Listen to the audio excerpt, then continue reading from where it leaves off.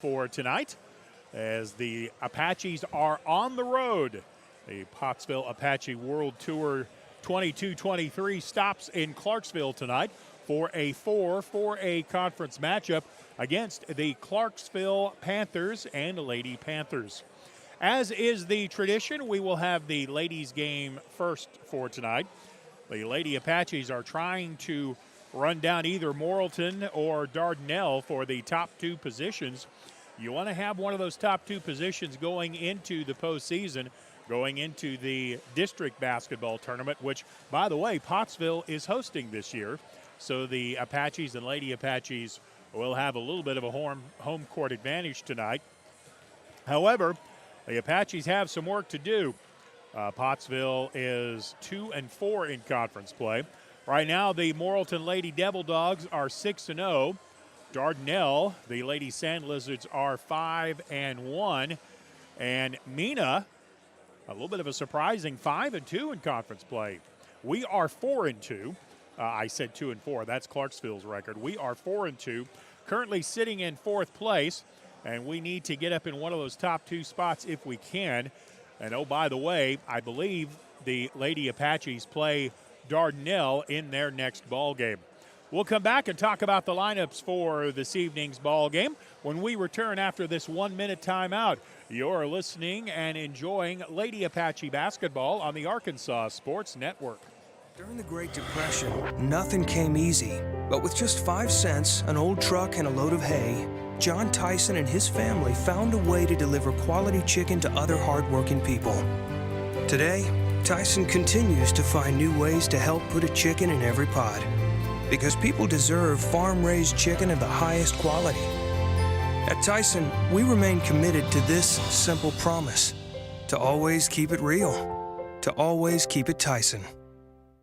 Back to school, yard work, football practice. Don't forget to pay these bills. The schedule is so full, there's no time for a hiccup. Time is of the essence. At D3 Auto, we make the car buying process fast and easy. D3Autosales.com. Follow us on Facebook.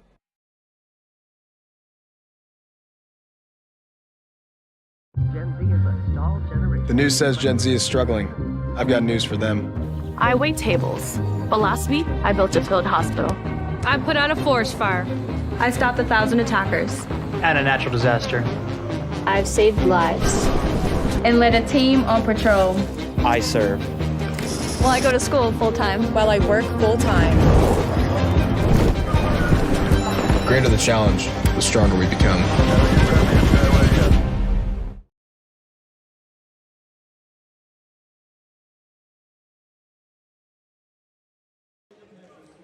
Both teams continuing their warm-ups before tonight's ball game. We'll have the introduction of the starting lineups momentarily from Panther Gymnasium. This facility has been here for quite some time and holds some good memories for me. I'm Stephen Glenn. I actually live in the city of Clarksville, even though I work for the Pottsville School District and have the pleasure of bringing you Pottsville Apache basketball. I also have the blessing of bringing you University of the Ozarks sports on another network, shall we say, through the University of the Ozarks. So some good memories here. My son is a graduate from the Clarksville School District, and I see the Clarksville Panther Pep Band is here. My son played in that for 4 years and had an absolutely wonderful time. What instrument did he play, Steve? He was a trombone player. Nice. I love trombones. Yeah. Did you not play one? I played baritone and trumpet. Baritone and trumpet. Okay. Yep. I was thinking you were in the land of the brass. Yep. I was in the land of the big brass. We had a lot of good times. I play absolutely nothing. We'll come back and play basketball and introduce the starting lineups after this 2-minute timeout. You're with the Arkansas Sports Network. We see you. Your incredible potential and willpower set you apart. You're first to take that leap of faith. First to get to work. First to solve the problem. No burden should be carried alone. We'll be there. Every step, day, challenge. First is your destiny. We get it because first is who we are. During the Great Depression, nothing came easy. But with just 5 cents, an old truck, and a load of hay, John Tyson and his family found a way to deliver quality chicken to other hardworking people. Today, Tyson continues to find new ways to help put a chicken in every pot. Because people deserve farm-raised chicken of the highest quality.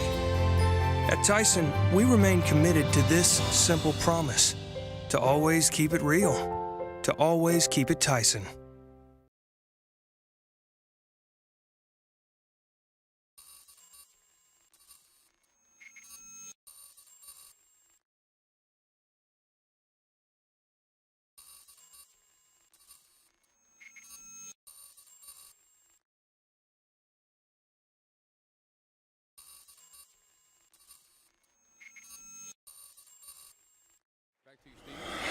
And now let's meet the starting lineups for tonight's game. I would assume that Mr. Crone, the public address announcer, the longtime public address announcer for Clarksville Athletic Events, will introduce the Pottsville Lady Apaches first. They will be the visiting team on the scoreboard. They've actually moved us for many years. The broadcast position was actually down on the floor. I got to admit, I kind of like it up here a little better. We got some room, got a good view, Steve. Yep. All right, so let's meet the starting lineups for the Lady Apaches. Pottsville will start number 3, junior Tawny Sweden. At guard, number 4, Harmony Garner. She had 20 points last week, Steve. She is playing very well. Number 10, Allison Greathouse. Number 20 is Riley Irwin. And at post, wearing number 33, is senior Annalie Pennington. Drew Siebenmorgan is the head coach of the Lady Apaches. He's ably assisted by Coach Brittany Pitts. Now let's meet the starting lineup for the Clarksville Lady Panthers. Well, they will start at forward, a junior, number 4, Madison Pennington. Starting at guard, sophomore, number 10, Ivy Miller. Starting at guard, number 22, a junior, Macy Weathers. Starting at forward, number 33, senior Shelby Ross. And starting at the post, number 34, junior Addie Cummins. Head coach of the Lady Panthers is Jacob Tolman. This is his first season as the head coach of the Lady Panthers. He is the longtime men's assistant before taking over as the ladies' head coach. Any thoughts going into tonight's game, Justin? Lady Apaches played like they played Saturday. And smothered defensively, they're going to win this game. Coach Siebenmorgan likes to keep good defense on the floor. At all times. Yep, sometimes shooting comes and goes, but you can always play good defense. He plays a switch game a lot with Kennedy Corbin. She's a great on-ball and down-low defender. And when it comes crunch time, he really counts on her. Pottsville coming off a 52-46 win over Ozark that you were referring to earlier. Lady Apaches have won a couple of games in a row. They also beat Fountain Lake 53-36. That was a big win for them. Ball at center court. The opening tip controlled by the Lady Apaches, shooting at our basket to the right. Into the low post. The pass comes very quickly. Low block left. A double team down low. Shot forced up, no good. But Annalie Pennington got there for the offensive rebound and putback. And the Lady Apaches pick up a quick 2-0 lead. Pottsville showing a half-court defense. They'll look to trap out of a 1-3-1 matchup zone. Clarksville working it around the perimeter. Shelby Ross on the left side. Free throw line extended. Up high to Miller. Goes to the right side. And a traveling violation is called. A Pottsville Lady Apaches create a turnover defensively. Yeah, they are really good at turning the ball over, Steve. They did a great job of it Saturday night. They're looking to continue it tonight. Annalie Pennington will put into play to Harmony Garner. She operates as the point guard. Clarksville playing man-to-man defensively. Pottsville starts the attack to the left. Greathouse with the ball out high. To Sweden. Pennington gives it back to Tawny. Leaves it in the left corner for Harmony Gardner. A high post weave for the Lady Apaches. 10 on the shot clock. That's something new this year I've got to get used to in the high school game. Right side, dribble drive into the lane. Riley Irwin walked with the ball. Well, you had a whistle. It was either going to be an offensive foul or a traveling violation, and the official went with a traveling call. So Clarksville will get the ball back. 2-0 Lady Apaches. And a steal by Irwin on the inside. She read that pass and came away with it. Riley leads the ball in transition to the right side. They leave Allison open for 3. That's no good. Rebound by Weathers. 2-0 Pottsville with the lead. We've played about a minute of the first quarter. Macy Weathers on the right side. Bounce pass across the lane.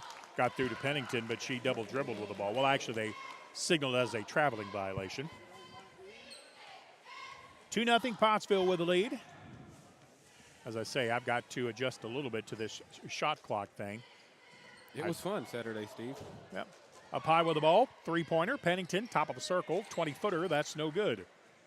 Both teams a little bit cold from the floor. Addie Cummings cleared away the rebound for Clarksville. Lady Apaches again looking to trap. Cummings got it into the front court. Stop. Ball fake. Got the defense to commit. And Cummings hits the two-pointer. This game is tied. Lady Apaches in transition trying to hit Irwin on the baseline. Pass from Harmony was a little bit too high to handle. It goes out of bounds. A couple of turnovers in a row by the Lady Apaches. Gonna need to cut those out, Steve. Yep. No signs of substitutions for either team. Clarksville gets the ball to the middle of the floor to make the press. That's generally where you want to go. Left side, Shelby Ross fires a three. That's not there. Offensive rebound down low by Macy Weathers. Her putback won't go due to a foul on the Lady Apaches. Riley Irwin called for the personal foul.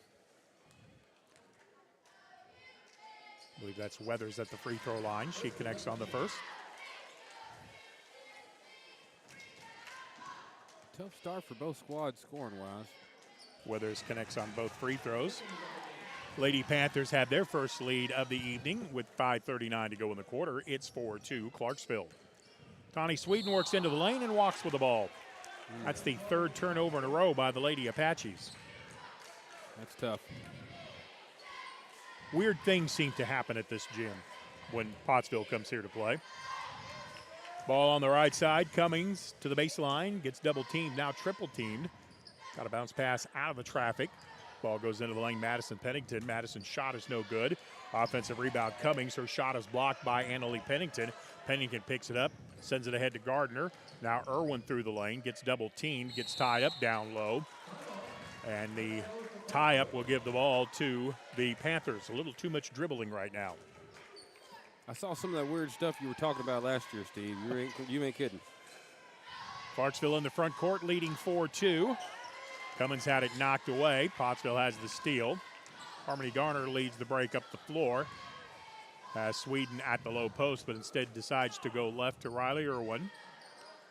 Irwin will give it to Greathouse. Allison leaves it for Garner. 20 on the shot clock. Harmony Garner for three. Missed the shot. Good positioning by Shelby Ross to clear the board. 4-2, Clarksville with the lead and the ball. Pottsville scored on their first possession. They've gone 0-for-4 since then. Good defense, though, by Tawny Sweden. And a nice job knocking that ball away. Tawny the last to touch it as it went out of bounds. Into the game for the Lady Apaches, number 2, Maylee Martin. She is a sophomore. And also Kennedy Corbin, who is a junior. Lady Apaches play a 1-3-1. Nice pass into the zone to Cummings, but a better play coming from the opposite side. Riley Irwin got the steal. And an offensive foul is called on Clarksville. Foul is on Addie Cummins, her first. 4-2, Clarksville. Harmony Garner to the baseline, draws a double team, gets it in the paint, down low. Corbin shot, no good, but a foul is going to be called on the interior of Clarksville's defense. Kennedy Corbin will be at the line.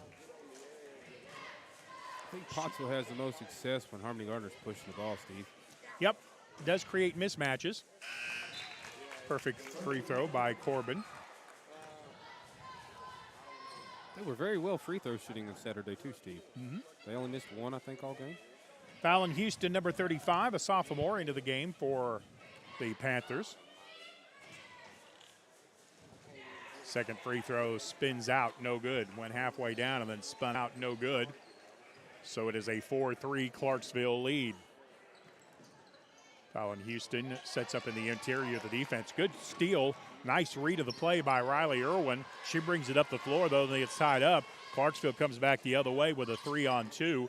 Lady Apaches hustled back to break that up. Pass into the lane, knocked away by Sweden. She did a nice job to save it in play. However, Pennington got there first for Clarksville. Lots of up and down the floor, not a lot of offense. Knifing through the lane is Fallon Houston, as she'll draw a foul on the Lady Apaches defense. That was a fun scramble for the ball, Steve. Yeah, I got a little bit crazy, didn't it? 4-3 Clarksville. Did not see who they called that foul on. Number 2. Must have been on Martin. Yep. Her first personal, second team foul. Free throw is no good. Lots of free throws in this first quarter. Yes, already. 3:38 to play in the quarter. It's 4-3 Clarksville. Make it 5-3. As Houston made one of the 2. Ooh. Left side, 3 ball. Good by the Lady Apaches. That was Maylee Martin. Maylee Martin saw an opening, put it up, and knocked down the 20-footer. Nothing but the bottom of the bucket. First 3 of the game. Puts Pottsville back in front at 6-5. Coming up on 3 minutes to play in the quarter. Lady Apaches have stayed in this matchup 1-3-1 most of the game. And a steal by Pottsville. Riley Irwin came up with it. It's 2-on-4. Irwin gets tripped up from behind. Inadvertently, but it is still a foul. That's on Fallon Houston. Her first. Third on the team. Inbound pass comes into Irwin. Gets it to the right side. The open shooter is Martin. She does not connect on the 3 that time. Rebound by Ivy Miller. 6-5, Pottsville by 1. 2:50 to go in the quarter. Macy Weathers finds Miller. Into the near corner, Shelby Ross. 20 on the shot clock. And an out front pass knocked away and stolen by Irwin. Riley takes it in 1-on-2. Misses the shot. Harmony Garner hustles down, though. Rebounds the miss and puts it back in for 2. Harmony Garner with her first field goal of the night, and Clarksville wants a timeout. 2:29 to go in the first quarter. Pottsville 8, Clarksville 5. Back after this 30-second timeout on the Arkansas Sports Network. Back to school, yard work, football practice. Don't forget to pay these bills. The schedule is so full, there's no time for a hiccup. Time is of the essence. At D3 Auto, we make the car buying process fast and easy. D3Autosales.com. Follow us on Facebook.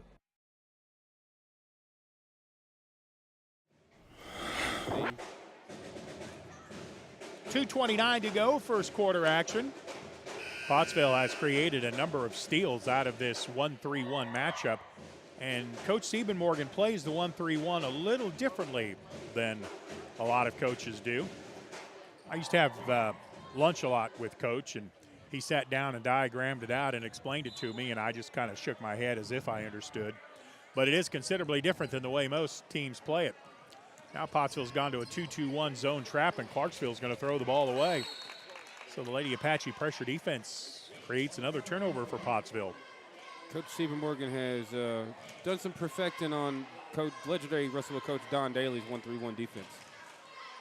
8-5, the lead belongs to Pottsville, as does the ball. Tawny Sweden to Irwin at the top of the circle. She's now at the point, has her post-entry pass knocked away and stolen. Good defense by Macy Weathers. Weathers brings the ball up the floor. Pottsville does get back defensively with good hustle. Shelby Ross backs out to the circle. We're under 2 minutes to play in the quarter. Ivy Miller on the right side. Tried to go into the corner. Booted out of bounds by the Lady Apaches. It will stay with Clarksville.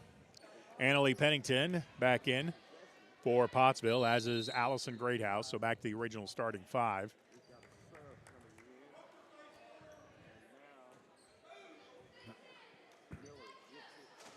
Clarksville with the ball, trailing 8-5. Bounce pass to the left side, finds Cummins. She's double teamed. Dribbles out of the double team, but then gets knocked down by Annalie Pennington. Got her with the body. Tough break there. That is Annalie's first. Panther ball with the set piece from the near sideline, right by the scorer's table where we used to sit. Pass comes to the left to Addie Cummins. Addie's got to be careful. She's got 2 personal fouls in this quarter. Has the ball on the left side, goes by the defender. Help side gets over, but a nice finish inside by Addie Cummings, her second bucket of the game. 8-7, Clarksville by 1. Greathouse in the left corner.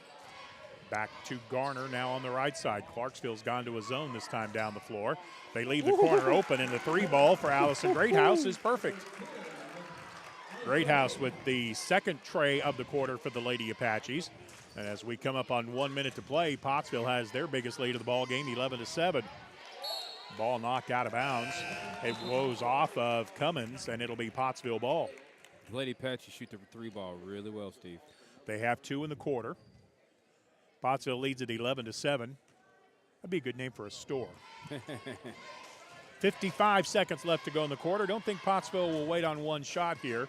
And with the shot clock, you can't do that anyway. I got to remember that shot clock is there. Riley Irwin with the ball, top of the circle. In the left corner, Annalie Pennington spots up for 3. That's off the rim. Crashing the board was Allison Greathouse. Did a nice job to get it out of traffic. Up high, Irwin for a 3 that won't go.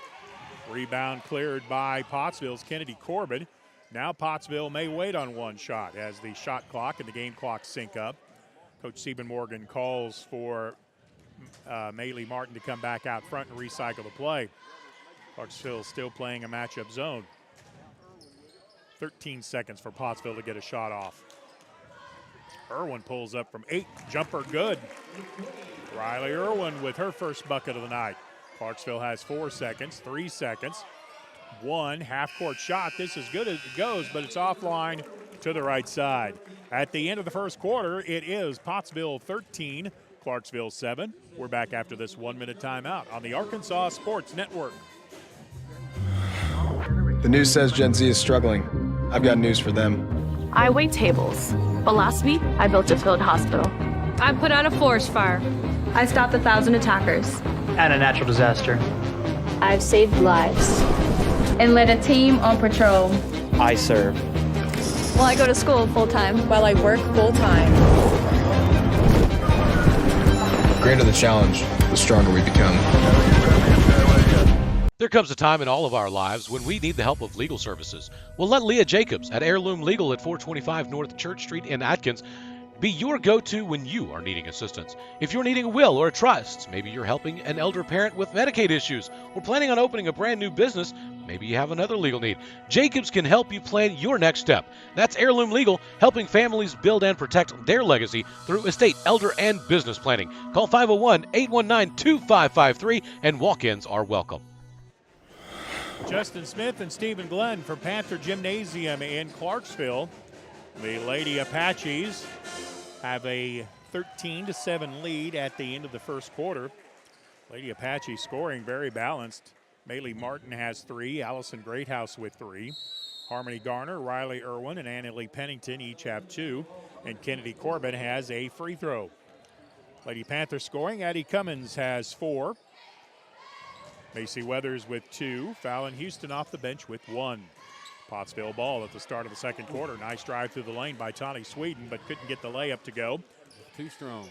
Clarksville has the rebound, trailing 13-7. Ball goes to the low post. Cummins, she gets double teamed, gets it out of the double team quickly. Miller into the lane, gives it to Weathers. Macy out to Cummins. Long 3 from the left, rattles out, no good. Irwin tied up down low by Pennington of Clarksville. And the tie-up, alternating possession arrow, favors Clarksville. It'll be Panther ball. In the college game, they have quit using the term Lady Panther or Lady Apache. So if I leave it out, please forgive me. Drive into the lane, left-handed shot by Miller. Looked good off her hand, but it wouldn't go. Offensive rebound, Weathers. She lost her balance, and Irwin came up with a loose ball. Riley into the front court, working around to the left corner. Harmony Garner for 3, no good. Opposite side rebound, Annalie Pennington to keep it alive for Pottsville.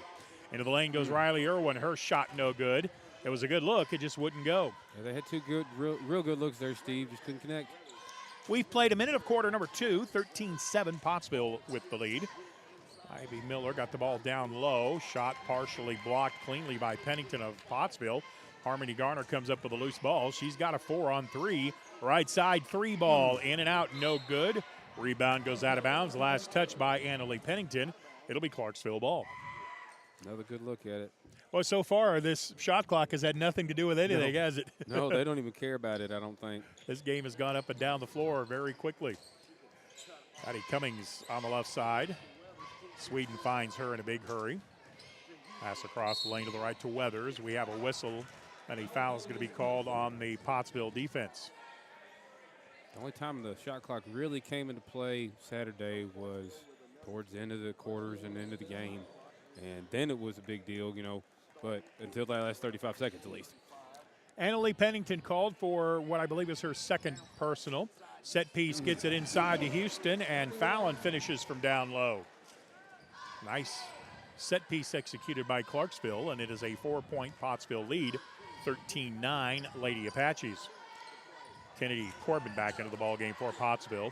Greathouse in the corner, nice head and shoulder fake, got to the basket, missed the shot. Tawny Sweden got the rebound, but traveled with the ball.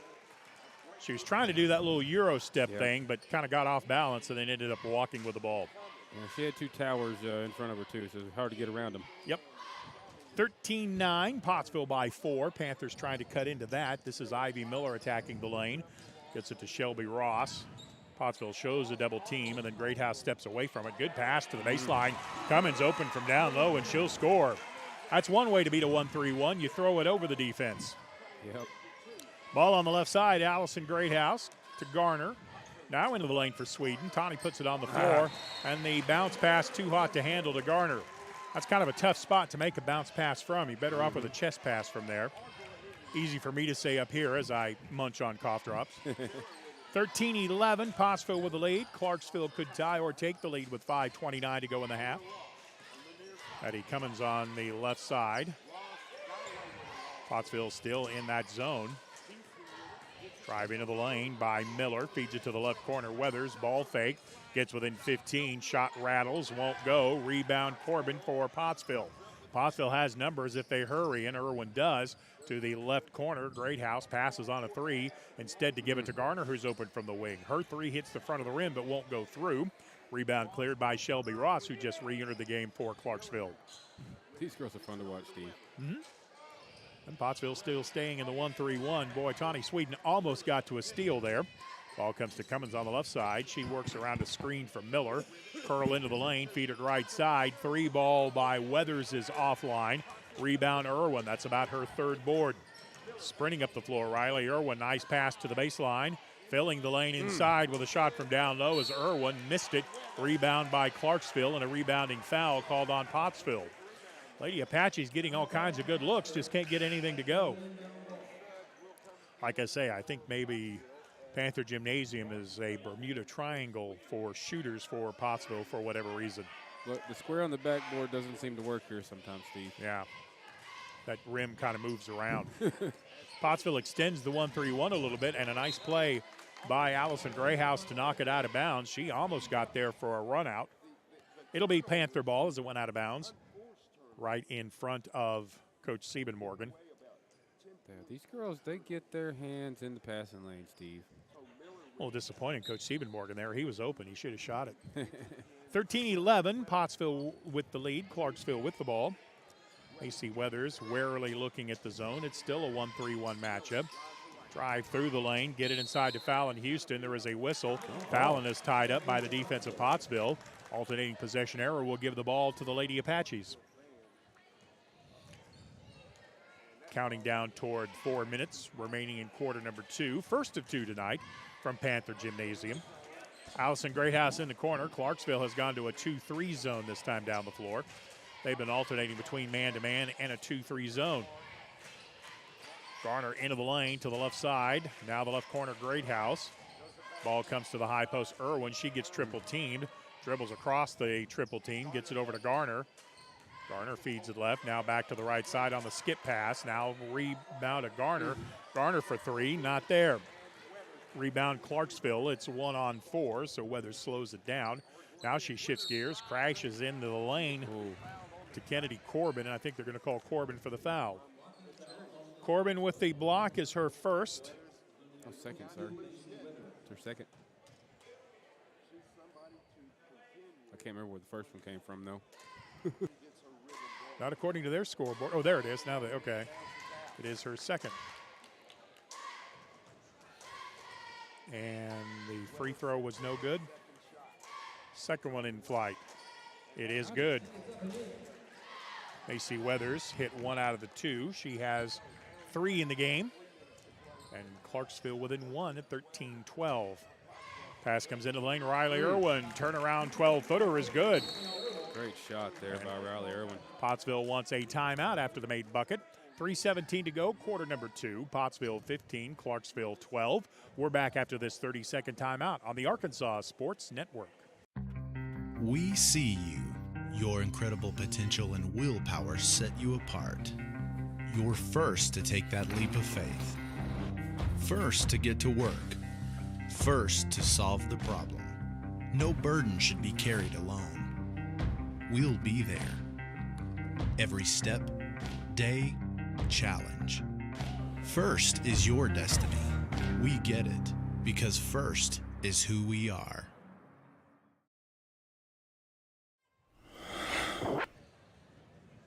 Back to you. After the Pottsville timeout, Clarksville will have the ball trailing by 3, 15-12. We're coming up on 3 minutes remaining in the first half. Ivy Miller gets it into the lane. Feeds it to the left corner. Clarksville very right-hand oriented on their dribble. Ball comes to the high post for Fallon Houston. Back to the right side. 3-ball Madison Pennington is no good. Ball goes out of bounds in front of the Pottsville bench. It was last touched by the Lady Apaches. Addie Cummins with her 6 points comes back into the game.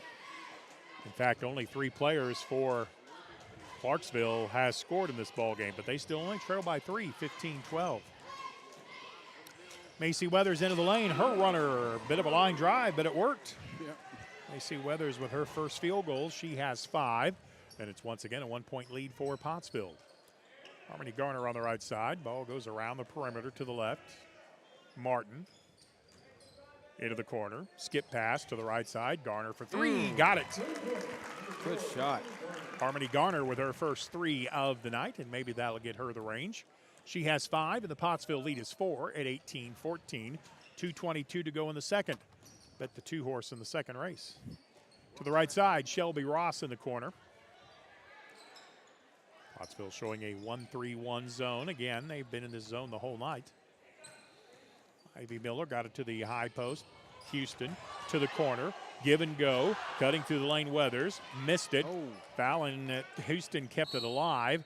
Ball goes out of bounds on the baseline, but I think they're going to call Pottsville for a hold down low. They're getting a little scrappy down there, Steve. Allison Greathouse called for the foul. That's team foul number 7 on Pottsville, so Clarksville will be at a 1-1. Ivy Miller has to hit the first to earn the second. She does not.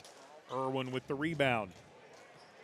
Pottsville by 4, 18-14. Harmony Garner up high. Her pass read and stolen. One-on-one run out the other way. Layup by Weathers is too strong. The rebound goes out of bounds. Last touch by Clarksville. 18-14. That's the way an old country song started by Johnny Horton. In 18-14, we took a little trip. Pass into the lane. Riley Irwin missed the shot. Offensive rebound, Kennedy Corbin, no, because of a foul on the Clarksville Lady Panthers. Kennedy Corbin seems to be in the right spot at the right time for a lot of these rebounds, Steve. She's good at reading them. Pennington, I think, called for that personal foul. Yes. Kennedy Corbin at the line. I have her with 1 point. This is 2 shots coming. First one is too strong. No good. That's just the 4th team foul on Clarksville. With still just a minute 32 to go in the second quarter. Here comes Kennedy Corbin's second free throw. Not there. Could not get either of them to go. Clarksville with the rebound. Addie Cummins clears the ball. Driving through the lane. Ivy Miller, they let her go. She switched to the right hand but missed the shot. Irwin with a rebound. Outlet in the front court. Tawny Sweden into the corner. Now top of the circle. 3-ball is good. Maylee Martin with her second tray of the ball game. And the Pottsville lead is 21-14 all of a sudden. Pottsville on a 6-0 run. Right side, 3-ball for the Lady Panthers by Weathers is no good. Rebound Pottsville, we're under a minute to go. Harmony Garner into the front court. Gets it inside to Corbin. To the left corner, 3-ball is no good by Martin. Pottsville with a long rebound on the miss. To the left side, Garner. 30 on the shot clock, and Pottsville's going to back it out. About an 11-second difference between the game clock and the shot clock. Haley Martin up high to Garner. Martin again. Another three is offline. Well, that looked good off her hand, but just wouldn't go down. Shelby Ross tracks down the miss in the corner. 23 seconds left to go. Shot clock is off for this Panther possession. Pottsville leads at 21-14 with 15 seconds. Pass to the left side. Pennington on the bounce pass. Got it over to Miller. Absorbs some contact, but no call. Pass across the lane. Knocked away. It's loose. Ball booted out of bounds. Last touch by Clarksville. Kind of a wild scramble there, and Pottsville will get the ball at three-quarter court. They've got 4 seconds to come about 3/4 of the length of the floor. Harmony Garner will put it into Irwin. Riley will bring it up the floor. Hesitates, gets into the lane. Pull-up shot, beat the buzzer, but it wouldn't go. That was tough. That is the end of the first half of play. After 2 quarters, Pottsville leading Clarksville 21-14. We'll come back after this 2-minute timeout with more basketball on the Arkansas Sports Network.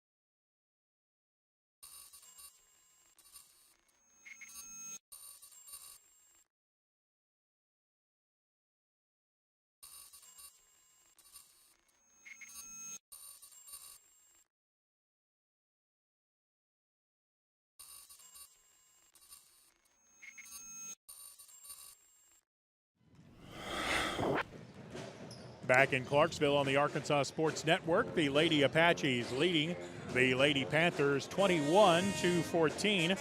Unofficial scoring numbers, Maylee Martin, the leading scorer for the Lady Apaches. She has made 2 3-pointers for 6 points. Riley Irwin has 4. Harmony Garner with 5. Allison Greathouse with 3. Annalie Pennington with 2. And Kennedy Corbin with a free throw. Leading scorer for Clarksville, Addie Cummins, has 6.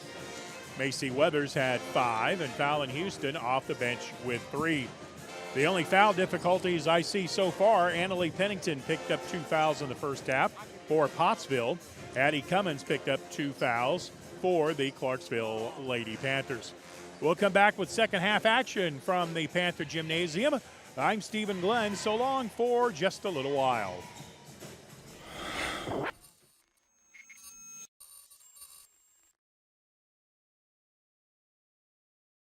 During the Great Depression, nothing came easy. But with just 5 cents, an old truck, and a load of hay, John Tyson and his family found a way to deliver quality chicken to other hardworking people.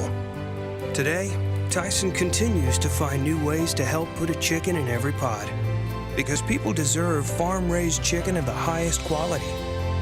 At Tyson, we remain committed to this simple promise: to always keep it real, to always keep it Tyson.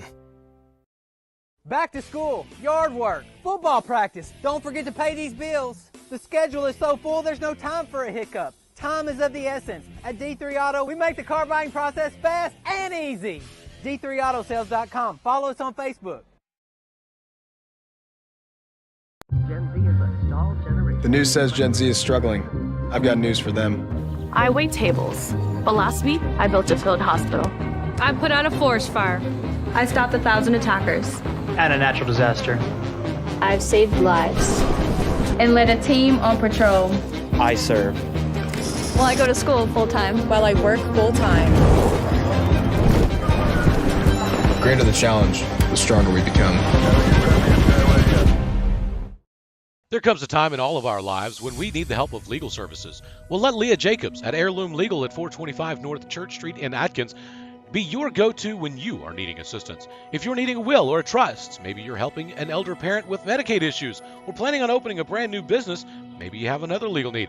Jacobs can help you plan your next step. That's Heirloom Legal, helping families build and protect their legacy through estate, elder, and business planning. Call 501-819-2553, and walk-ins are welcome. We see you. Your incredible potential and willpower set you apart. You're first to take that leap of faith. First to get to work. First to solve the problem. No burden should be carried alone. We'll be there. Every step, day, challenge. First is your destiny. We get it because first is who we are.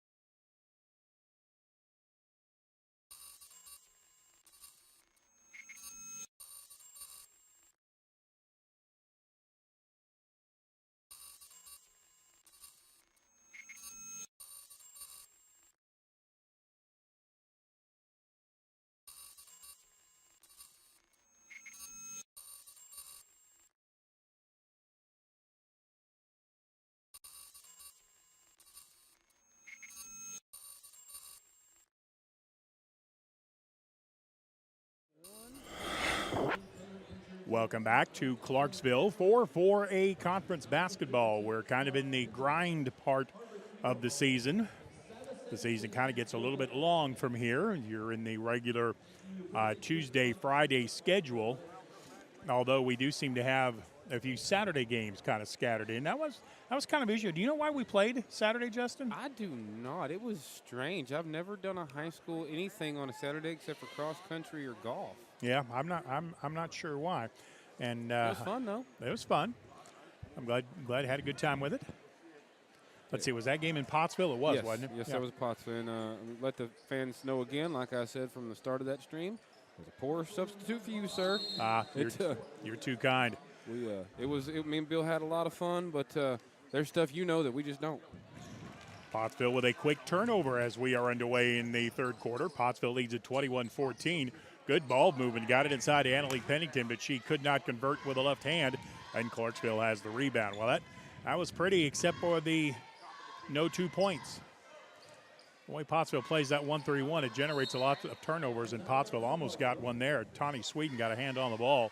Couldn't quite bring it in. If she'd have had a run out. They are ball hawks, Steve. They really are. 21-14, the lead belongs to Pottsville. Clarksville in their home whites. Ivy Miller out high with the ball, got it inside. Kind of a tough shot by Cummins, won't go down. Clarksville got it back. She got her own rebound from her knees, Steve. Weathers went through the lane, shot off the glass is no good, but a foul is going to be called on Annalie Pennington, I think. And if that's on Annalie, that is her third. Yep, scoreboard confirms that. Yeah, number 34 shot that and got the rebound from her knees and tossed it back around to the 22 there. Macy Weathers made the first free throw because of the foul difficulty. Kennedy Corbin back into the game.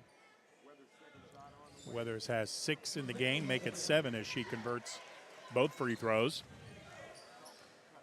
Pottsville with a 5-point advantage, 21-16. Pottsville got a good look at their last shot down the floor, just wouldn't go through. Irwin at the right elbow goes into the corner, Greathouse. Back up top, Garner. Garner to the corner, 3-ball, good. Allison Greathouse with her second 3 of the ball game. She has 6, and Pottsville stretches the lead to 24-16. 8-point lead. Pottsville again sitting in the 1-3-1 zone. They've had no reason to come out of it. Addie Cummins goes to the right side, rising up. Ross from 17 missed the shot. Irwin with a rebound. She hustles it up the floor to the right side. Got it back into the corner. Greathouse, another 3, and this one is perfect as well. I think she's proven she can shoot from that spot.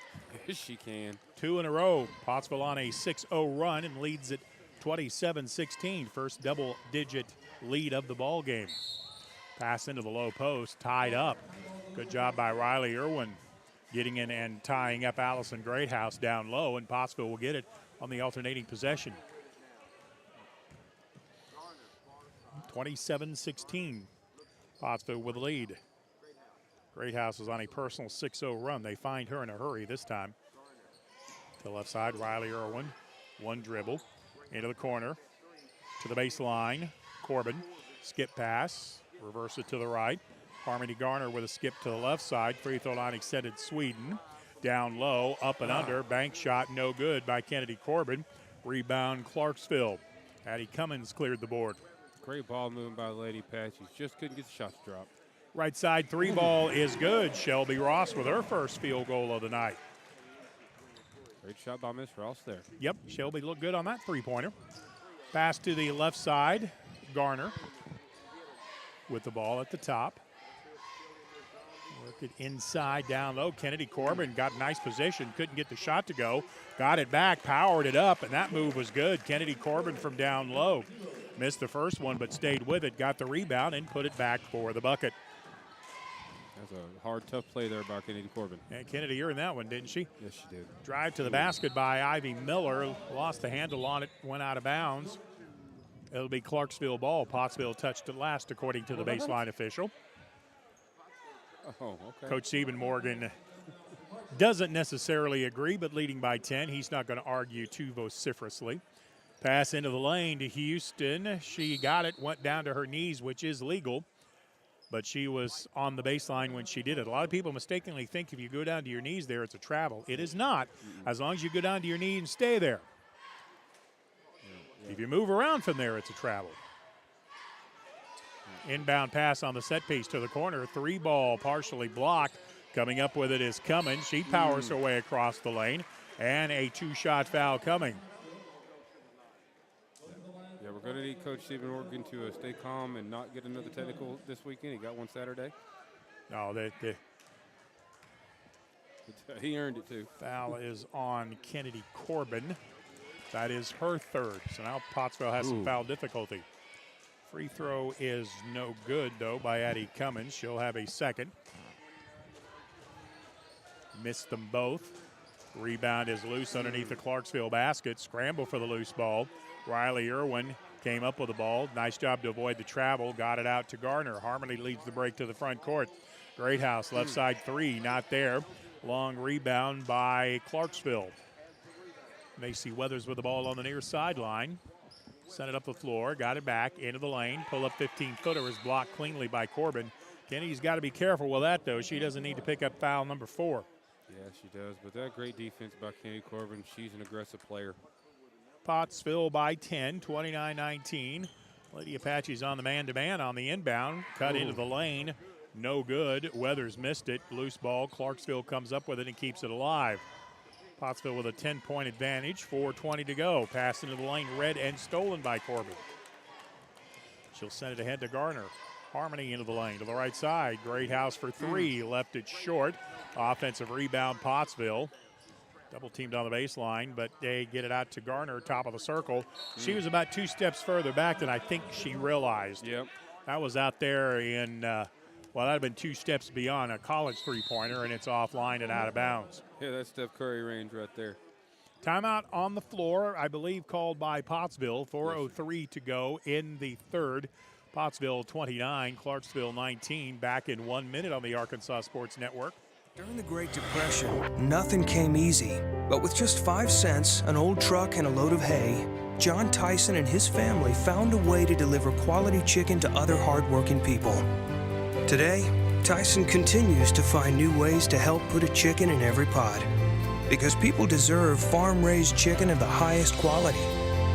At Tyson, we remain committed to this simple promise: to always keep it real, to always keep it Tyson. Back to school, yard work, football practice. Don't forget to pay these bills. The schedule is so full, there's no time for a hiccup. Time is of the essence. At D3 Auto, we make the car buying process fast and easy. D3Autosales.com. Follow us on Facebook.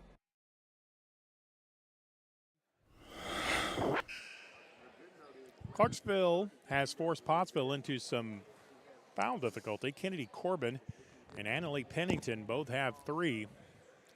You have 10 fouls you can give from that 5 spot, but unfortunately Pottsville has already given away 6 of them. We're about halfway through quarter number 2. Pottsville leads by 10. It is Clarksville ball. Pottsville's biggest lead of the game has been 11.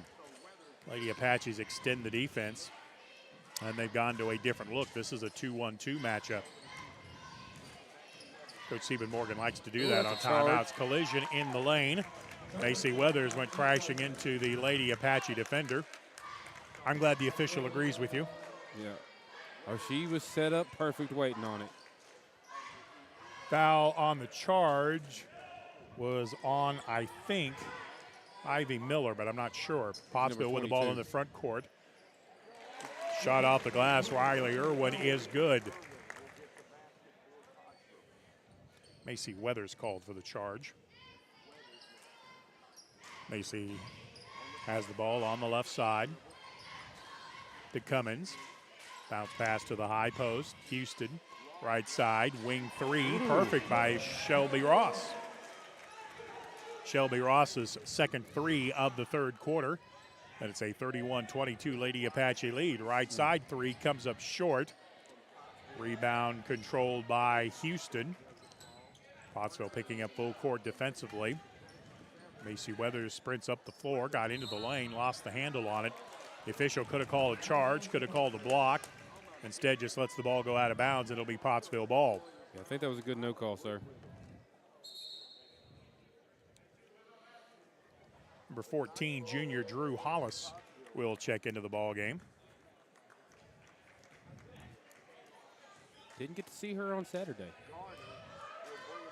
She'll come in at the 2-guard spot for Pottsville. Her mom is sitting right down in front of us at Panther Gymnasium. Speaking of mom in front of us, Irwin has the ball in the lane, had it taken away. The officials are letting them play, shall we say. 31-22, Pottsville with the lead, 2:29 to go in the third. Harmony Garner with the steal, has one player to beat. The ball is still loose. Garner got it back, and they're going to call a timeout. Timeout called by Pottsville to save the possession. 2:23 left to go, quarter number 3. Pottsville leads at 31-22. We're back in 30 seconds on the Arkansas Sports Network. The news says Gen Z is struggling. I've got news for them. I wait tables, but last week I built a field hospital. I put out a forest fire. I stopped 1,000 attackers. And a natural disaster. I've saved lives. And led a team on patrol. I serve. Well, I go to school full-time. While I work full-time. The greater the challenge, the stronger we become.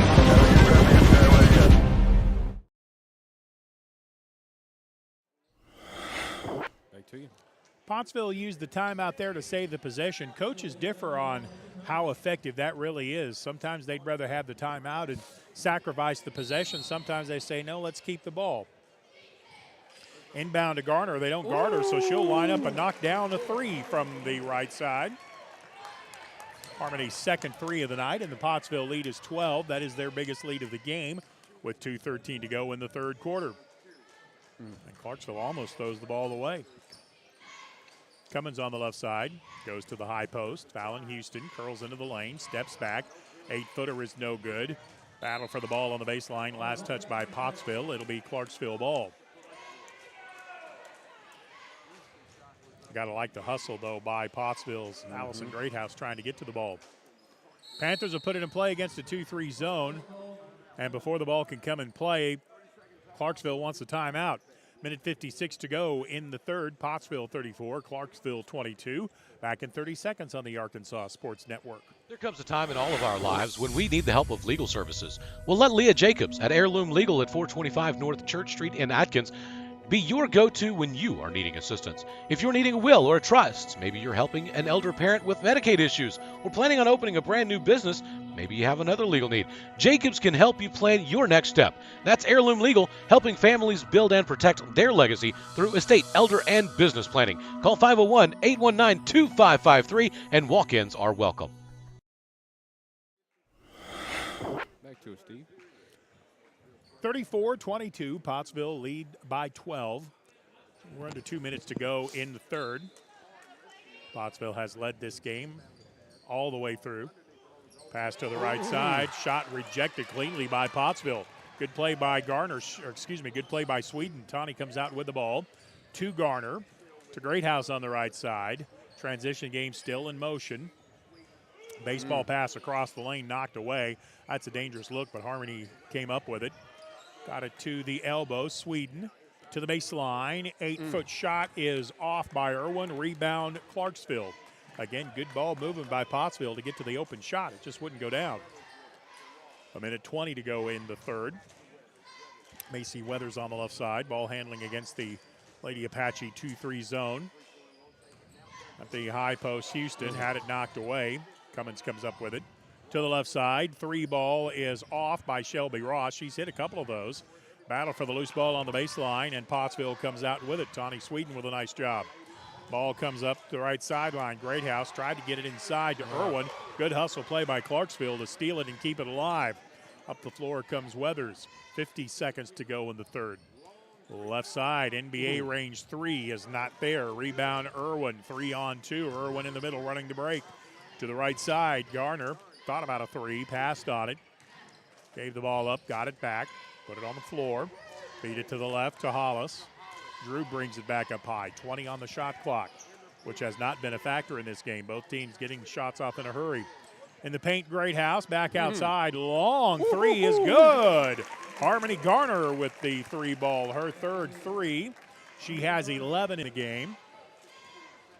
And it is Clarksville with a chance for the last shot of the quarter with 11 seconds. 37-22, Pottsville with the lead. That's some James Harden range right there. Drive on the baseline, shot up, and it is good by Madison Pennington. And we have completed 3 quarters of play. After 3, it is Pottsville 37, Clarksville 24. We're back after this 1-minute timeout on the Arkansas Sports Network. We see you. Your incredible potential and willpower set you apart. You're first to take that leap of faith. First to get to work. First to solve the problem. No burden should be carried alone. We'll be there. Every step, day, challenge. First is your destiny. We get it, because first is who we are. During the Great Depression, nothing came easy. But with just 5 cents, an old truck, and a load of hay, John Tyson and his family found a way to deliver quality chicken to other hardworking people. Today, Tyson continues to find new ways to help put a chicken in every pot. Because people deserve farm-raised chicken of the highest quality. At Tyson, we remain committed to this simple promise: to always keep it real, to always keep it Tyson. Ready for the 4th quarter of play. Pottsville with a 13-point, 37-24 lead. Clarksville needs points, and they need them quickly, but Pottsville's defense has been very good tonight, Justin. Yes, it has. It has been smothering. They don't stop. They just keep coming at you. To begin the quarter for the Lady Apaches, Maylee Martin is back into the ball game. Harmony Garner, there's your 2 guards. Looks like on the inside at the post, it's Kennedy Corbin. Irwin on the baseline, along with Annalie Pennington. Right side 3 ball is off the back of the iron by Pennington. No good. Long rebound by Clarksville. Annalie's got to be careful. She has 3 personals for Pottsville. Kennedy Corbin's got to be careful, too. She also has 3. A little bit safer in the 4th quarter, but you still don't want either one of those girls to foul out. Nope. Pottsville in a 2-3 zone. Left side wing 3 is no good. Offensive rebound, Weathers. Weathers takes it across the lane, and a foul is going to be called on Pottsville. They call that a 2-shot foul? Yeah, I think so, Steve. Boy, is that on Pennington? Yep, that's on Annalie. That is her 4th. And they called that in the act of shooting, even though the ball went to somebody else who actually shot it. Macy Weathers with the free throw is good. Don't think I agree with that one, Steve. Weathers has 8 of Clarksville's 25. Second free throw rims out, no good. Annalie Pennington with the 4 fouls, got the rebound. She's still in the game. Coach Stephen Morgan going to let her play through it. Martin with the ball on the left side, up high to Garner. Now back it comes to Martin. Beat it to the low post. Kennedy Corbin double teamed. Ball handling inside, and she gets fouled, and 2 shots coming for the Lady Apaches. They could call that on any one of about 3 players. Looks like they're going to call it on Fallon Houston, which is her 2nd. Team foul number 2. Kennedy Corbin will be at the line for Pottsville. She'll shoot 2. First one is good. Connie Sweden back into the game, replacing Annalie Pennington. Don't know that we'll see Annalie or not if Clarksville doesn't get any closer. It's 38-25, Pottsville by 13. Make it 14. So it's good to see her hit both those free throws after missing the last 2, but both she shot. Yep. Kennedy Corbin has 5, in spite of what the scoreboard says. On the left side, 3-point out of the corner is in and out. No good. Rebound Pottsville. Corbin cleared that one to Garner. Sends it up the floor to Sweden in front of everyone, but the layup is no good. She absorbed some contact down low, and there was no whistle. Shelby Ross got away with a little bit of a push. And a charging foul the other way as Irwin got set to draw the charge against Addie Cummins. Great defense, Riley Irwin. Player control foul is the 3rd on Addie Cummings. Team foul number 3 on Clarksville. Both teams with 3. Pottsville by 14 with the ball, looking for their biggest lead at the right elbow. Sweden high post. Left side Garner for 3 off the back iron. No good. Rebound Cummins. Macy Weathers brings it up the floor, zigzags through a couple of defenders, bounce pass to the right side. Now top of the circle, Cummings down the lane, got tripped up, and a foul's going to be called on Pottsville. I think they're going to get Irwin for that one. Tripped her up down low. Yeah, that is the call. It's on Riley Irwin. That is her second.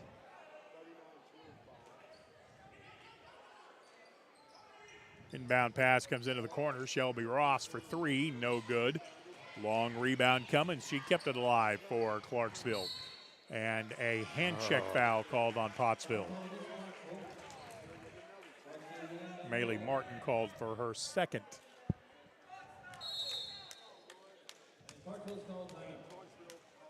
And timeout called by the Panthers with 6:05 to play. Pottsville 39, Clarksville 25. We're back after this 1-minute timeout on the Arkansas Sports Network. Back to school, yard work, football practice. Don't forget to pay these bills. The schedule is so full, there's no time for a hiccup. Time is of the essence. At D3 Auto, we make the car buying process fast and easy. D3Autosales.com. Follow us on Facebook. Gen Z is a stall generation. The news says Gen Z is struggling. I've got news for them. I wait tables, but last week I built a field hospital. I put out a forest fire. I stopped 1,000 attackers. And a natural disaster. I've saved lives. And led a team on patrol. I serve. Well, I go to school full-time. While I work full-time. The greater the challenge, the stronger we become.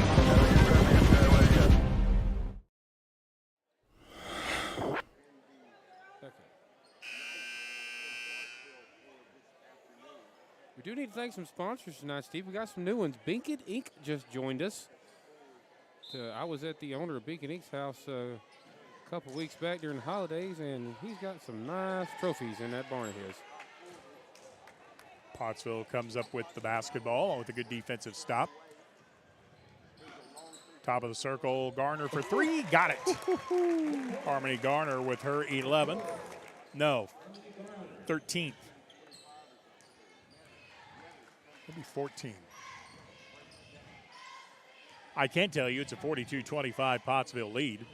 Left side, Pennington for three for Clarksville, and she'll answer. Maddie Pennington with her fifth point of the game. It's going to be one of those fourth quarters, huh? Yep. Oh, Pottsville will be happy to trade three-pointers throughout the rest of the game. Pass to the low post to Sweden. Into the paint, Corbin. Her shot blocked cleanly. Corbin got it back and draws a foul on the Panther defense. That is a great, strong offensive effort by Kennedy Corbin. Team foul number 4 on Clarksville. Personal foul is 4 on Addie Cummins. So free throws coming for Kennedy Corbin. I have Kennedy with 5. Ooh, free throw is no good. Allison Greathouse into the game, replacing Maylee Martin. Martin's played a good game. She's hit a couple of three-pointers tonight. She's got a couple Saturday night, too. Second free throw is good. Kennedy Corbin with her 4th made free throw. She has 6 in the game. Pottsville leads at 43-28. We're coming up on 5 minutes remaining in the ball game. We'll have the men's game about 15 minutes following the end of this one. I won't say it's a must-win for Pottsville, but they really would like to come up with a road win. Great block, Kennedy Corbin. Pennington took it to the basket. Shot blocked inside. Second blocked by Corbin, but this time she got her with a body. Tough. Now, that was got her money's worth on that foul. Yes, she did. She really did. She definitely fouled her on the second time. That is her 4th. It's tough. Free throw is no good by Macy Weathers. She has another one. Annalie Pennington with 4. Kennedy Corbin with 4 when it comes to fouls. Second free throw is good. I like how Coach gambles a little bit. He's just letting her ride, letting her play. Well, her replacement also has 4. Yep. Right side, Greathouse puts up a 3. That's no good. Addie Cummings, speaking of 4 fouls, she has 4. She cleared that rebound. Weathers brings it up the floor. They don't cut her off. Pass goes to the left. Pennington with a foot on the three-point line. Didn't go in. Ball goes out of bounds. Last touch by the shooter. It'll be Pottsville ball. 43-29. Pottsville with the lead. Lady Apaches looking for their 5th win of the year. Ball comes into the front court to Greathouse. That is not an over and back. Cutting through the lane. Layup is good. Tawny Sweden with the field goal. That is her first bucket of the night. I thought so. She doesn't shoot it often, but she struggled when she has tonight. She hadn't had anything drop for her. 45-29 Pottsville. Pass to the low post will be the end of the night for Kennedy Corbin. That will be her 5th foul. And that's probably not one Coach Stephen Morgan wants to see her take. Yep. Tried to come from behind on the post entry pass, and that will get a foul called on you very often. Yeah, you just let that one go, get on the backside, and play defense. Yep. Annalie Pennington checks into the game. Kennedy Corbin fouls out, having scored 6 points. Addie Cummins will be at the line shooting a pair. Free throw is no good. Excuse me, it was a 1-and-1 as that was team foul number 7. Riley Irwin rebounds the miss. Gives it to Martin. Pottsville's going to run a little time here. They'll spread the floor out. Probably a good thing. Lowers the chances of turnovers and just finish this game out with the win. Pottsville in what I call a motion stall game will draw a foul. A little bump foul, but Clarksville had him give. She did not, though. She is fouled out as well. Yep. Addie Cummins will call it a night, having scored 6 points. Timeout on the floor called by Clarksville. 3:40 left to go in the game. Pottsville comfortably ahead, 45-29, and we're back after this 1-minute timeout on the Arkansas Sports Network. There comes a time in all of our lives when we need the help of legal services. Well, let Leah Jacobs at Heirloom Legal at 425 North Church Street in Atkins be your go-to when you are needing assistance. If you're needing a will or a trust, maybe you're helping an elder parent with Medicaid issues, or planning on opening a brand new business, maybe you have another legal need. Jacobs can help you plan your next step. That's Heirloom Legal, helping families build and protect their legacy through estate, elder, and business planning. Call 501-819-2553, and walk-ins are welcome. We see you. Your incredible potential and willpower set you apart. You're first to take that leap of faith. First to get to work. First to solve the problem. No burden should be carried alone. We'll be there.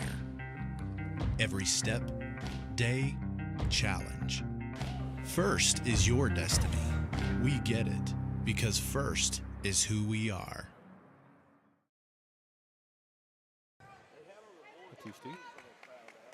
Pottsville leading Clarksville 45-29. This game is much more interesting than last night's national championship football game. Very much more. Although Clarksville has outscored TCU. Inbound pass comes to Tawny Sweden.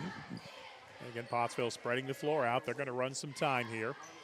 My term for this is a motion stall game. You're still keeping the ball moving, but you're not really attacking the basket unless you get something really, really easy. It's not a true four-corner offense, but Pottsville does have the floor spread and dribbling away time. Greathouse ball handling. The defense is not on her tightly enough to where a 5-second count would start. We're coming up on 3 minutes remaining in the game. Irwin into the lane, gave it to the baseline, and a foul called. It's a shame because that was going to be an easy one for Annalie Pennington. Yeah, I had to take that shot. They had 2 seconds left on the shot clock. Yep. Pottsville used up all the shot clock they could. That was timed out very well. Riley Irwin at the line, shooting. Team foul number 6. Free throw is good. This is where free throws are pretty much the most important. You got to hit these to make sure there's no chance that the other team can come back. Second free throw comes up short. Rebound Pottsville, though. Greathouse got there first to keep the possession alive, and Lady Apaches have a fresh 35 on the shot clock to run off. They could get it down to about 2.5 minutes left in the game on this possession. Tawny Sweden ball handling out front, checked by Ivy Miller. Annalie Pennington at the high post, and then back outside to Greathouse to run more time. Shot clock at 12. 2:45 to go in the game. Pottsville leads at 46-29. Out high with the ball is Greathouse. Works it in on Pennington. Gives it to Anna Lee Pennington. Her 17-footer is no good. Pottsville with a rebound and a fresh 35 on the shot clock. Now Pottsville can get it under 2 minutes with this possession, leading 46-29. We'll have the men's game, I would guess, about 15 minutes after the completion of this one. Anna Lee Pennington, ball handles with the right hand. Shelby Ross kind of guarding her passively. Now kind of gets up on her where the 5-second count would matter. Screen right set by Irwin to clear Pennington, and Irwin pops out to get the ball. Irwin into the lane with 5. To the left side, 3 ball is good. Allison Grayhouse with her 12th. All from three-point range, and Clarksville wants a timeout. A minute 58 left to go in this one. Pottsville by 20, 49-29, and we're back after this 1-minute timeout on the Arkansas Sports Network. During the Great Depression, nothing came easy. But with just 5 cents, an old truck, and a load of hay, John Tyson and his family found a way to deliver quality chicken to other hardworking people. Today, Tyson continues to find new ways to help put a chicken in every pot. Because people deserve farm-raised chicken of the highest quality. At Tyson, we remain committed to this simple promise: to always keep it real, to always keep it Tyson.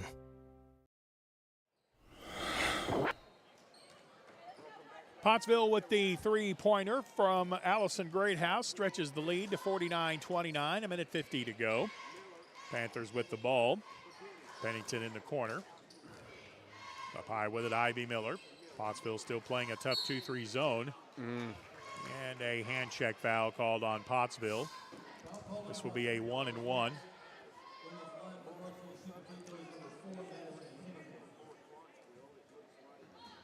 And it looks like Clarksville is going to throw in the towel here as they're going to empty their bench.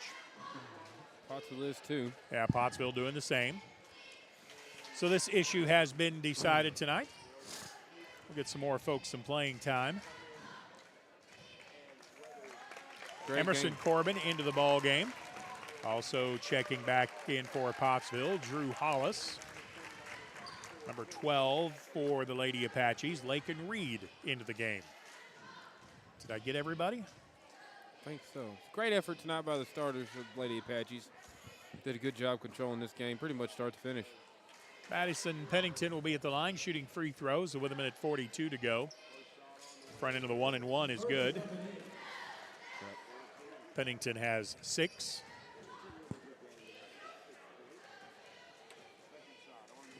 Second free throw is good. 49-31, Pottsville with the lead as we seek the final score. Tawny Sweden out front has Drew Hollis to her right. And to the left, Emerson Corbin. Now at the high posts, Lakin Reed.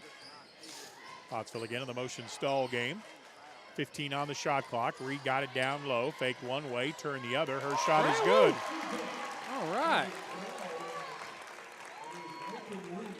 Lakin Reed with the two-pointer makes it a 51-31 game as we're coming up on a minute to play. Clarksville throws the ball away on the right side. Pass intended for Abry Chronister. She is a sophomore guard. Into the game for Pottsville, wearing number 23, Sophia Salazar. She is a junior, getting some playing time for the Lady Apaches. Drew Hollis now at the point as we have 1 minute. Salazar with the ball up high. Gives it to Hollis. To the top of the circle. Handling the ball there is Carson Mowdy, who has entered the ball game. She is a junior. Two-pointer from down low is up, and it is good by Emerson Corbin. So Corbin in the scorebook with 2. 36 seconds left to go. Drew Hollis with the steal. Hollis picks up the dribble to the left side. And the shot clock should be turned off. The game clock is below the shot clock. Salazar with it out front. Ball handling with the left hand. Comes out high to Emerson Corbin as Pottsville dribbling away time. Lady Apaches are going to win this one. We're just waiting for the final score. Pottsville does not have to shoot. Drew Hollis ball handling out high with 6 seconds. 53-31, Pottsville with the lead. And that is going to be your final score. The Lady Apaches with the road victory, pick up their 5th conference win over the Lady Panthers 53-31. Allison Greathouse had 12. Harmony Garner had 14. Good game for Kennedy Corbin before she fouled out. She had 6. Maylee Martin also with 6 points. Tony Sweden had 2. Annalie Pennington with 2 points. Lakin Reed off the bench with 2. And Emerson Corbin also had 2. Pottsville wins at 53-31. I'm Stephen Glenn. We'll come back with the men's game in about 15 minutes or so. So long for just a little while.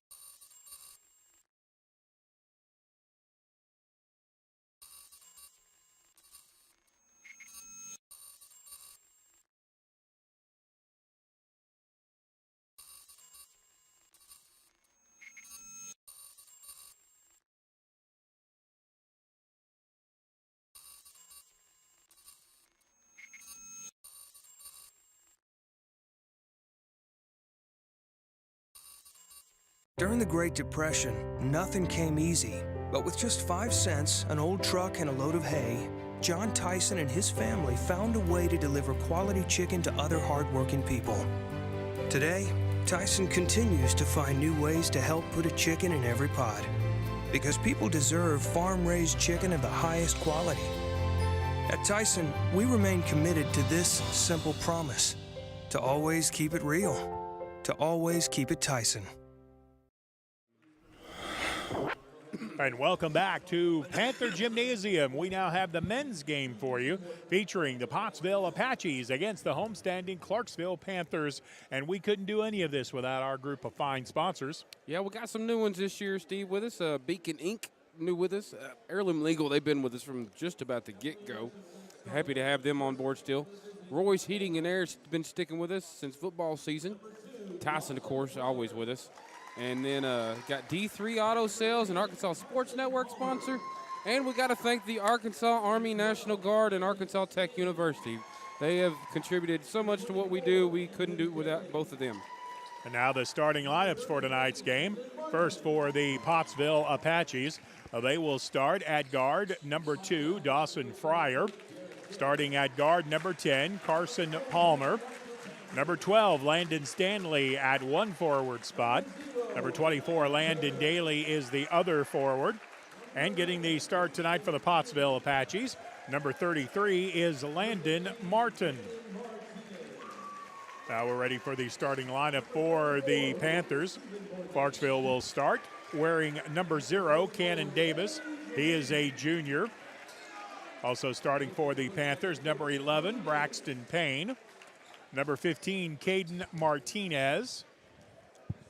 Number 34 is Luke Siebenmorgan, and number 44 is Gage Reed. Wait, a Siebenmorgan playing for Clarksville? Yep, Luke Siebenmorgan. Oh, that's a very common name in Johnson and neighboring counties. Oh, yeah. We are ready to get tonight's action underway. Again, Dawson Fryer getting a start tonight for the Apaches, as is Landon Martin. Contesting the opening tip will be Landon Stanley and Gage Reed, and we are underway. Pottsville may have stole that tip a little bit, but the Apaches will open on offense with Landon Martin handing the ball to Stanley. Ball goes to the right side. Nice ball fake, a dribble drive by Daly, left it short. Clarksville there for the rebound. Luke Siebenmorgan clearing the ball away. Clarksville running their offense against what looked to be a bit of a run and jump. Yeah, they're trying to double team out front, and Clarksville loses the ball in the backcourt. Caden Martinez lost a handle on the ball. That was great smothering defense by the Apaches there, Steve. I think that may be the explanation for the changes in the starting lineup for Coach Hill as well. He wanted a little more defensive intensity on the floor, and so far he has it. Panthers showing man-to-man defensively. Pottsville sets 2 high posts. The opposite side of the ball sets a screen, and then to the low post. Ball is with Landon Daly, didn't have an angle to the post. Ball comes out to Carson Palmer. Back outside, Landon Daly. He is guarded by Siebenmorgan. Ball inside the lane. Landon Stanley to the basket, and he'll draw the foul on Clarksville. That was a great entry pass by Landon Daly there. Cannon Davis called for the personal foul, and Landon Stanley will be at the line shooting free throws for Pottsville. He had a solid game for the Apaches Saturday night, Steve. I understand they ran into a little bit of a scoring drought late in the game, and it really hurt them. Well, it was a scoring drought in the second quarter, and then it just continued after that. They couldn't buy a bucket. Everybody has nights like that. Second free throw on the way by Stanley is good. Landon Stanley with 1 free throw. And Pottsville with a 1-0 lead. Stanley with the RBI. Pottsville full court 1-3-1. Ball at midfloor knocked away. It's loose. Panthers have it. Siebenmorgan falls on the ball, and Coach Davis wanted a timeout. But before they could get it called, a tie-up is called. Possession arrow favors Clarksville. That scrappy defense that we're seeing right now from the Apaches was missing on Saturday.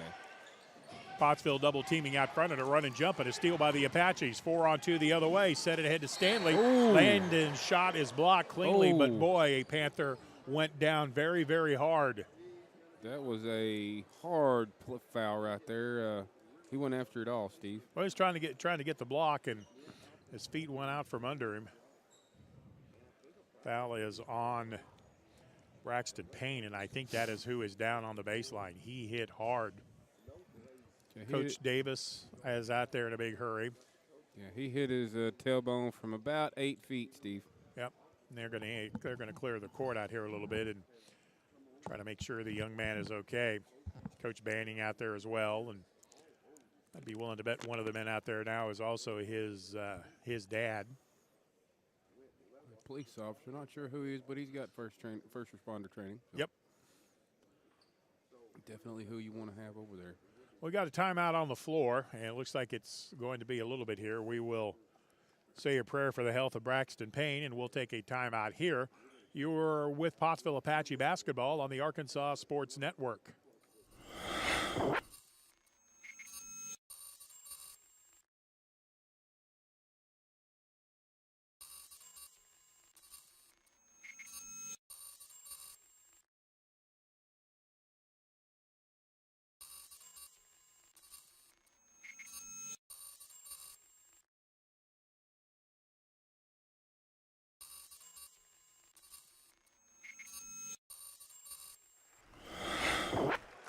Well, we are pleased to report that Braxton Payne is up and leaving the court under his own power.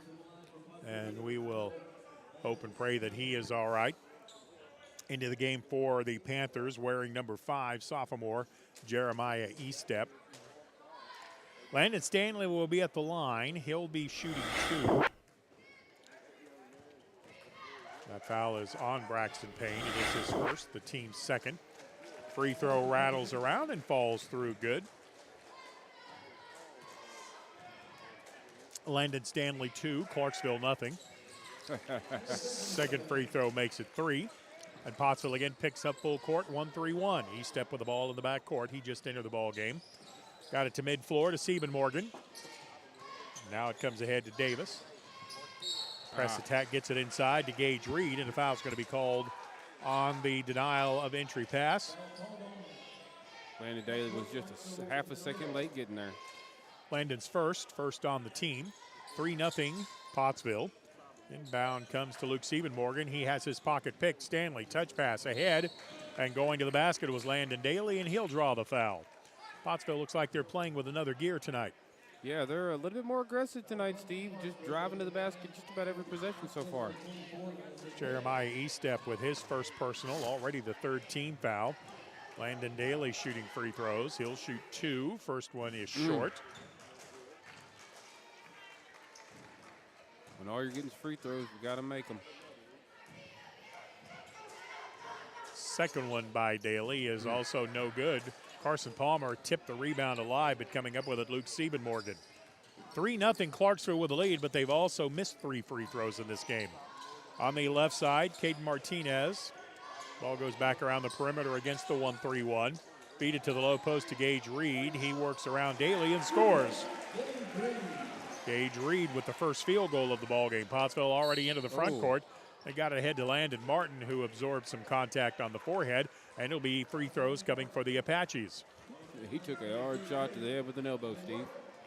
Foul is on Gage Reed, his first. Already the 4th on the team. Landon Martin will shoot free throws. Pottsville yet to attempt a field goal. Everything's been from the free throw line. That free throw spins out, no good.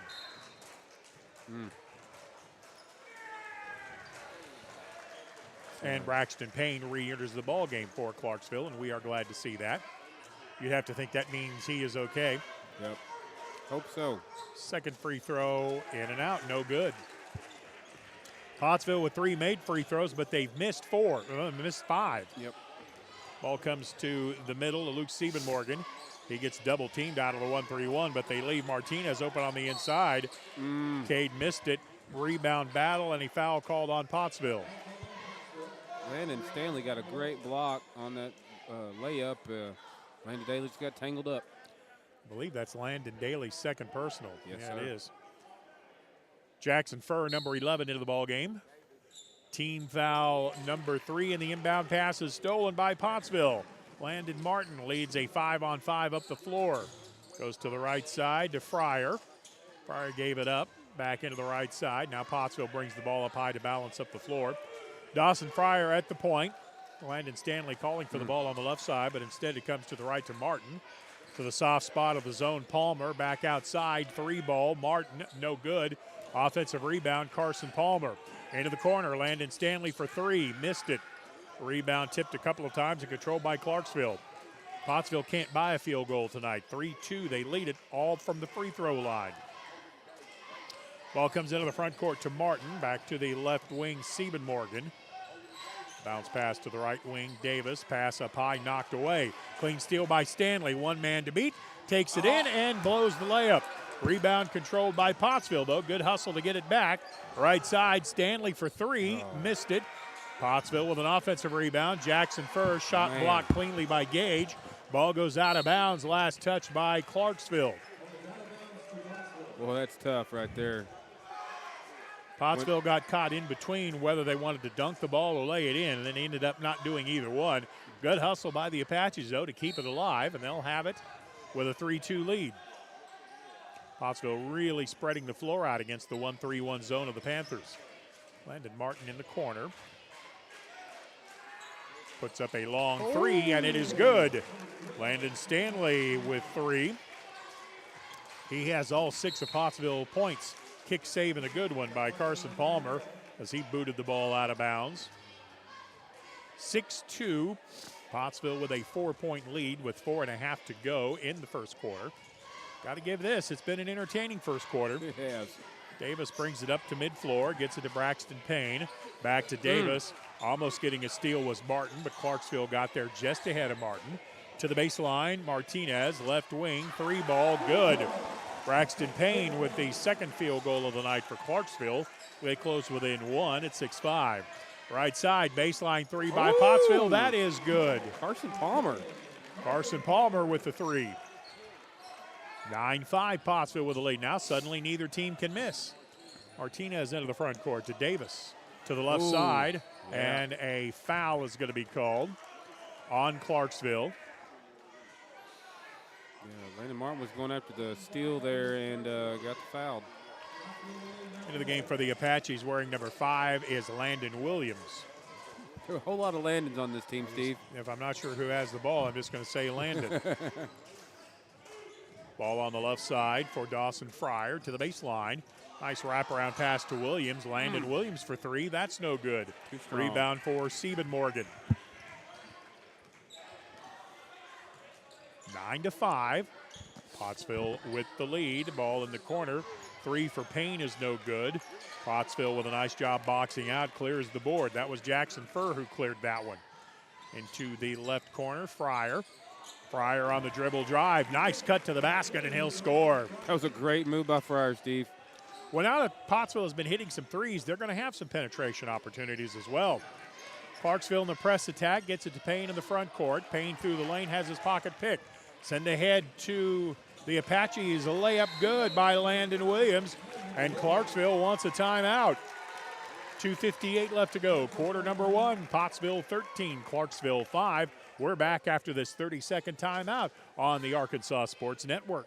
Back to school, yard work, football practice. Don't forget to pay these bills. The schedule is so full, there's no time for a hiccup. Time is of the essence. At D3 Auto, we make the car buying process fast and easy. D3Autosales.com. Follow us on Facebook. Gen Z is a stall generation. The news says Gen Z is struggling. I've got news for them. I wait tables, but last week I built a field hospital. I put out a forest fire. I stopped 1,000 attackers. And a natural disaster.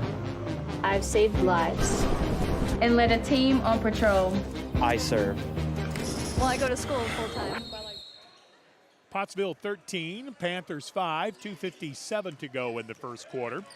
Pottsville has really been moving the ball up and down the floor very quickly, and they force another turnover there as the Panthers throw it away, trying to get their press attack going.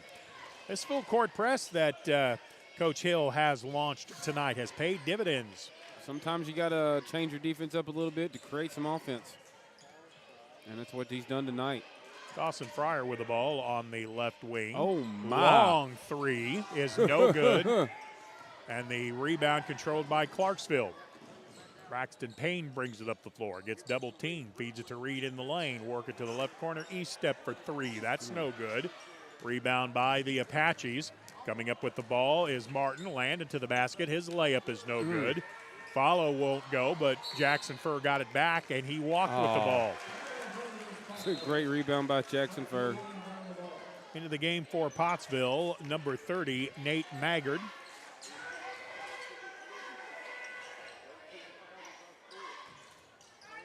Clarksville will have the ball.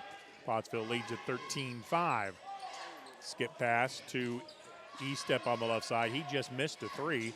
Doesn't shoot it this time. Instead goes to Lindsay at the low post. Back outside of the right wing. Three ball is good by Braxton Payne. He put some Steph Curry on that one. Payne has hit 2 threes. He has 6 of the Panthers' 8. And it's a 5-point lead. Right side, wing three. Stanley, that's short. Offensive rebound inside the lane. Shot hangs on the rim and goes. Jackson Furr with a putback. He draws the foul, and he'll have a one-shot bonus at the line.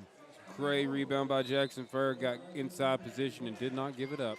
Cole Lindsay called for the foul, so a chance for an old-fashioned three-point play by Jackson Furr. 15-8, Pottsville with the lead.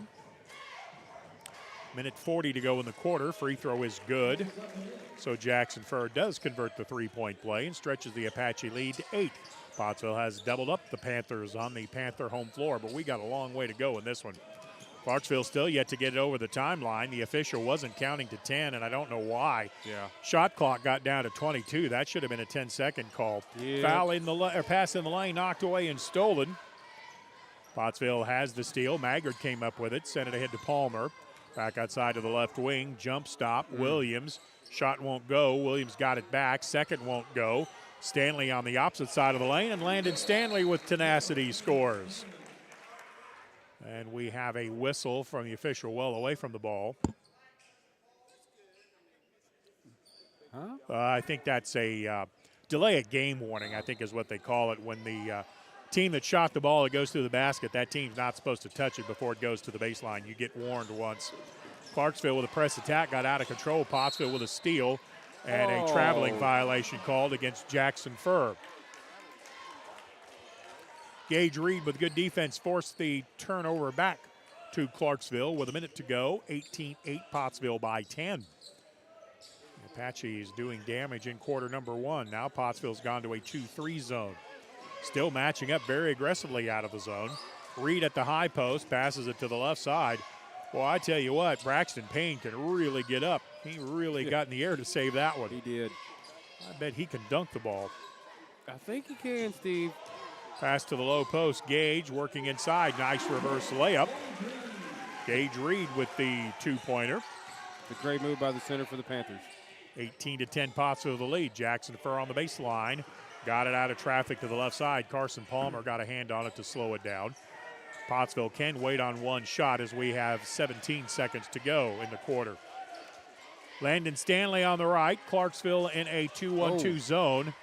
Carson Palmer wasn't looking for that, but did get a hold of the ball. 7 seconds to go. Into the left corner. 5 seconds, 3 seconds, into the lane. Maggard, pull a 15-footer, would have counted had it gone, but it did not. We are at the end of quarter number 1. Clarksville 18, Pottsville 10. We're back after this 1-minute timeout on the Arkansas Sports Network. The news says Gen Z is struggling. I've got news for them. I wait tables, but last week I built a field hospital. I put out a forest fire. I stopped 1,000 attackers. And a natural disaster. I've saved lives. And led a team on patrol. I serve. Well, I go to school full-time. While I work full-time. The greater the challenge, the stronger we become.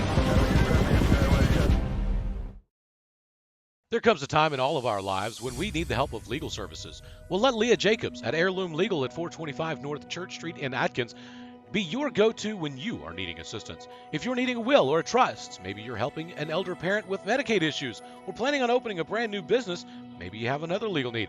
Jacobs can help you plan your next step. That's Heirloom Legal, helping families build and protect their legacy through estate, elder, and business planning. Call 501-819-2553, and walk-ins are welcome. Little Herb Alpert and the Tijuana Brass, Panther style, entertaining the crowd between the first and second quarter at Panther Gymnasium. Pottsville Apaches lead the game at the start of the second, 18-10, behind 6 points from Landon Stanley. Landon has 3 free throws and a three-pointer. Pottsville with the ball to begin the quarter. Back into the game for the Apaches, Dawson Fryer and Landon Martin. Dawson Fryer is a fearless player, Steve. Carson Palmer with it, to Fryer on the right wing. They've got Jackson Furr at the low post. They leave the shooter, Dawson Fryer, open, and he'll say, thank you very much, I'll take that three. 21-10, Pottsville with the lead. Once again, they've doubled up the Panther. Clarksville with their press attack. Davis on the left side, his pass knocked away and stolen. Martin with the steal, sent it ahead to Palmer. Carson run out, lays it in. Carson Palmer with a nice lay-in. Landon Martin with a nice outlet to get the fast break started. And a foul in the backcourt against the Pottsville defense. Well, when you're playing an aggressive trapping style of defense, that's going to happen. You'll take that. Team foul number 3, just team foul number 3 called on the Apaches. 23-10, Pottsville with the lead. 7:09 to go to the halftime break. And a run and jump defense. Ball into the lane. Martinez got it down low. Good help side from Jackson Furr, but he fouled him down low. Clarksville came out at the start of the quarter, and when Pottsville got on that run and jump, it created some turnovers. Panthers looking for it this time, and they pick up the foul against Jackson Furr, which is his first. Team foul 4. Caden Martinez's free throw is good. Landon Stanley and Landon Daly back into the game. The made free throw makes it a 23-11 Pottsville lead. Hoping you see some good things from Landon Daly. Second free throw is good for Caden Martinez. Pottsville starts the offense against a different Panther zone. This is a 1-3-1. Daly at the high post, into the left corner, now to the left wing. Open three ball is converted by Landon Stanley.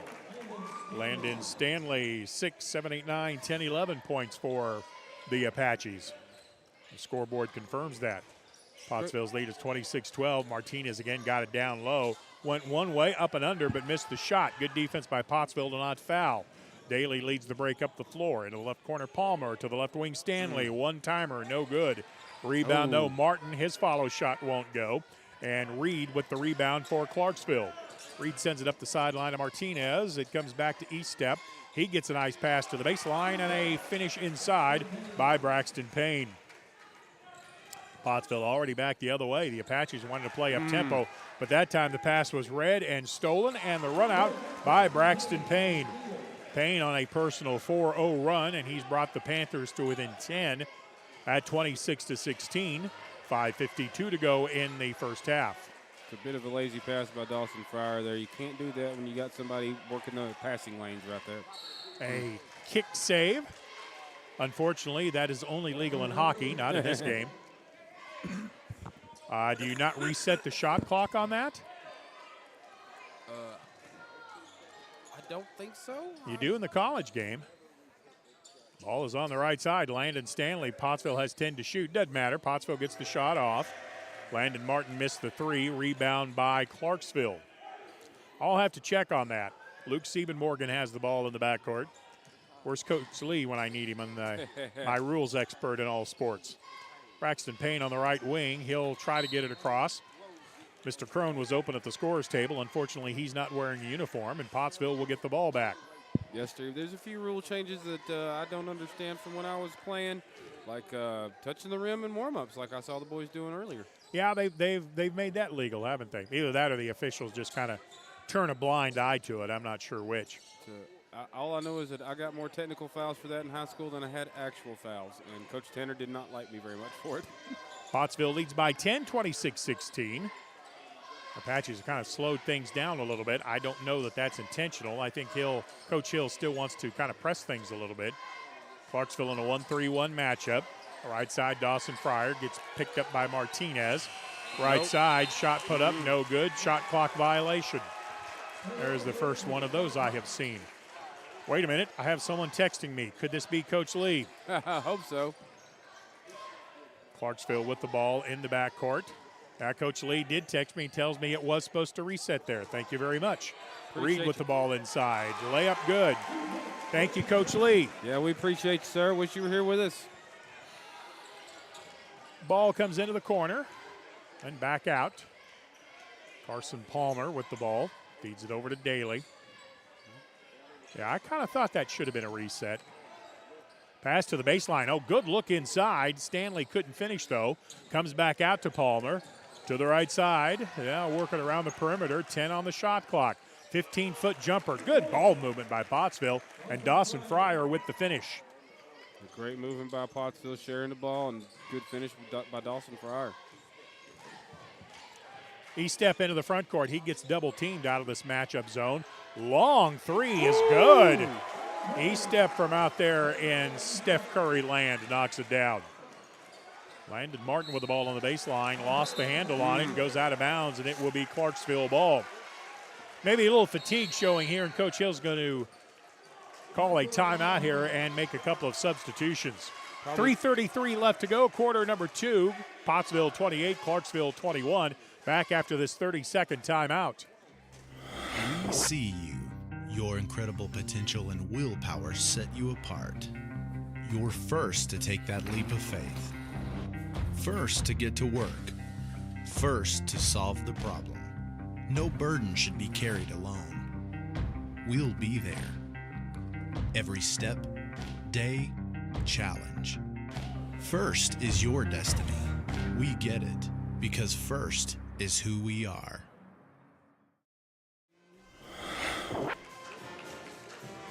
And by the way, a minute ago when I was talking about the shot clock resetting, I was not being critical of the scorer's table. The officials never called for it. The scorer's table did exactly what the officials had them do. Pottsville picks up on a 2-2-1 zone trap, and a travel is going to be called in mid-floor. I was just about to say that East Step got away with a walk, but the official caught it. Pottsville by 7, 28-21. Clarksville on a 6-0 run. In fact, I think it's an 8-0 run. Dawson Fryer with it at the left side. Panthers in a 1-3-1. Bounce pass to the baseline. Three ball from about 22 is no good for Stanley. Martinez with a long rebound. Dribbled out from under the ball. Coach Hill wants a travel, and he's probably right. Not sure what the baseline official was looking at, but it wasn't Martinez. Or they gave him the benefit of the doubt on the high dribble up around his shoulders. Yeah. At the top of the circle, Siebenmorgan to the left side. Three ball, Braxton Payne, it's good. And actually, dribbling the ball up high is not an automatic travel if you can keep your hand on top of the ball, which he did not. Okay. But it results in a three-pointer. Pass to the baseline. Inside, nice give and go. And a finish inside by Landon Williams. We're going to have to chalk it up to a Panther Gymnasium craziness, Steve. Yep, it happens here. Strange things. I'm telling you, it's the Bermuda Triangle. Panthers beat the Apache press. Pottsville by 6, 30-24. To the low post it comes. Gage Reed with a nice low post move. His shot blocked cleanly by Stanley. Boy, a lot of contact inside on the battle for the rebound. It goes out of bounds. It will be Clarksville ball. Jackson Furr did everything he could but get a hand on that ball. It's a great defense by Stanley and Jackson Furr. They're working that double team together. Luke Siebenmorgan and Cannon Davis back into the game. Panther ball, baseline right to get into the corner to Payne. You better guard him. That three-pointer may have been partially blocked. Pottsville with a rebound. Quick outlet into the front court. Good hustle by Payne to block the Pottsville shot, and that was a clean block, and the Panthers come out with it. 30-24, Pottsville with the lead. Fadeaway shot at the baseline by Payne is no good, but a foul's going to be called on Pottsville. Off-balance shot. Jackson Furr fouled him on the way down, actually. And Braxton Payne will be at the line. Kind of one you wish you had back for Coach Hill there. Free throw by Payne is good. Got the shooter's touch right there on that one. Yep. And speaking of Landon's, Landon McNeely into the ball game. Wearing my old number, Steve.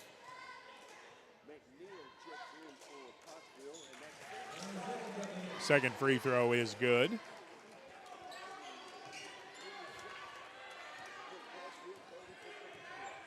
Made free throw, makes it a 4-point lead. Clarksville has chipped away at what was a double-figure Pottsville lead.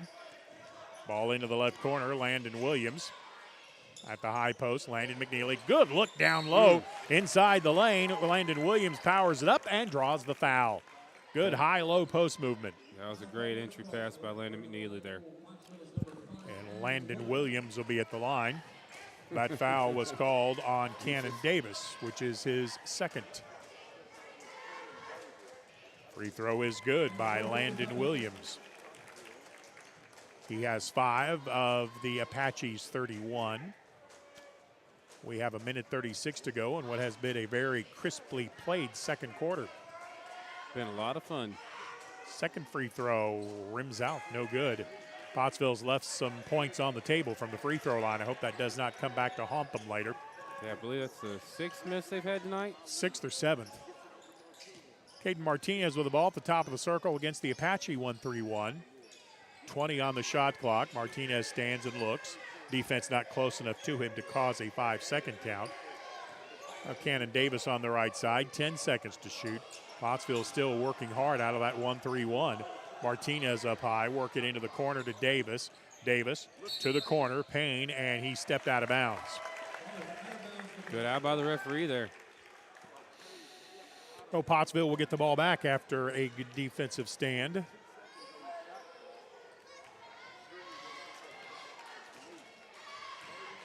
Appreciate Coach Lee sending me some updated rules information. I need all the help I can get in that area. 31-26, Pottsville with the lead and the ball. Dawson Fryer left open for 3. One times it, no good. Rebound, Gage Reed. That ball went halfway down the rim and then spun out. Panthers cannot wait on one shot. There's a 10-second difference between the game clock and the shot clock. Once again, Braxton Payne climbing the ladder to keep the possession alive. Pass to the left baseline, Siebenmorgan. Back up top, Davis. Payne to the right side, thought about an NBA range 3, 15 to shoot. Ball is reversed to Siebenmorgan. His long-range J is not there. Offensive rebound and put back by Martinez won't go because of a Pottsville Apache foul on the shot.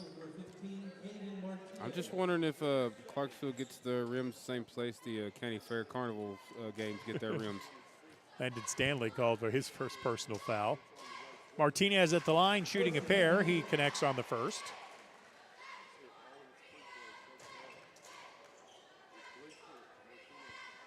It is his third of the ball game. Second free throw in flight. Perfect. Martinez, a perfect 4 for 4 from the charity stripe. And Pottsville is going to wait on one shot with 15 seconds to go in the half. 31-28 Apaches. Let's see what Pottsville does here. They spread it out in a 4-corner set. Pass into the corner on the near side, Martin. Back out to Fryer with 2 seconds. Pottsville doesn't know how much time is left. Fryer got the shot off. It's offline. I don't think it would have counted. It doesn't close. matter. And we are at the end of the first half of play. Pottsville leading Clarksville 31-28. And we're back after this 1-minute timeout on the Arkansas Sports Network. During the Great Depression, nothing came easy. But with just 5 cents, an old truck, and a load of hay, John Tyson and his family found a way to deliver quality chicken to other hardworking people. Today, Tyson continues to find new ways to help put a chicken in every pot. Because people deserve farm-raised chicken of the highest quality. At Tyson, we remain committed to this simple promise: to always keep it real, to always keep it Tyson. Back to school, yard work, football practice. Don't forget to pay these bills. The schedule is so full, there's no time for a hiccup. Time is of the essence. At D3 Auto, we make the car buying process fast and easy. D3AutoSales.com. Follow us on Facebook. Gen Z is a stall generation. The news says Gen Z is struggling. I've got news for them. I wait tables, but last week I built a field hospital. I put out a forest fire. I stopped 1,000 attackers. And a natural disaster. I've saved lives. And led a team on patrol. I serve. Well, I go to school full-time. While I work full-time. The greater the challenge, the stronger we become. To the sounds of the Hey song. I don't really know what the name of this is, but that's what I've always called it. The Pottsville Apaches looking for a conference road victory. They're halfway there. The Apaches lead at 31-28. Pottsville's leading scorer is Landon Stanley. He has 11 points, including 2 from outside of the three-point arc. Dawson Fryer has 7. He has a three-pointer. Carson Palmer with 5, including a three-pointer. Landon Williams off the bench has 5. And Carson Palmer also with 5 for the Apaches. The game's leading scorer, you would probably guess this, is Braxton Payne. He has 15 points to lead all scorers, and Clarksville, and they're 28 points.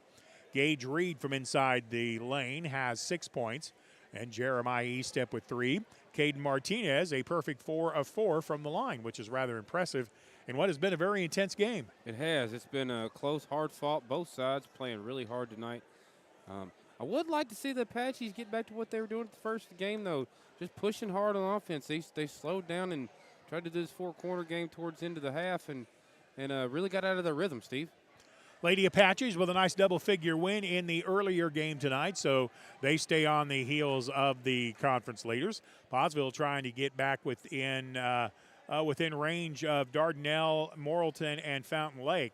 Dardanelle already has 7 wins. They're an undefeated 7-0. Looks like the Sand Lizards are rolling this year. They're a really, really good team. They're very well coached, and they have a lot of great talent. They're ranked in the top 10 in the state right now. I'm not sure. I can't remember what position, but they're in the hunt for a state title this year from the looks of things, Steve. And we will see them next week, I believe. Anyway, in the men's game, Pottsville leading Clarksville 31-28. I'm Stephen Glenn. We'll be back with second half action in about 7 or 8 minutes from the Panther Gymnasium. So long for just a little while.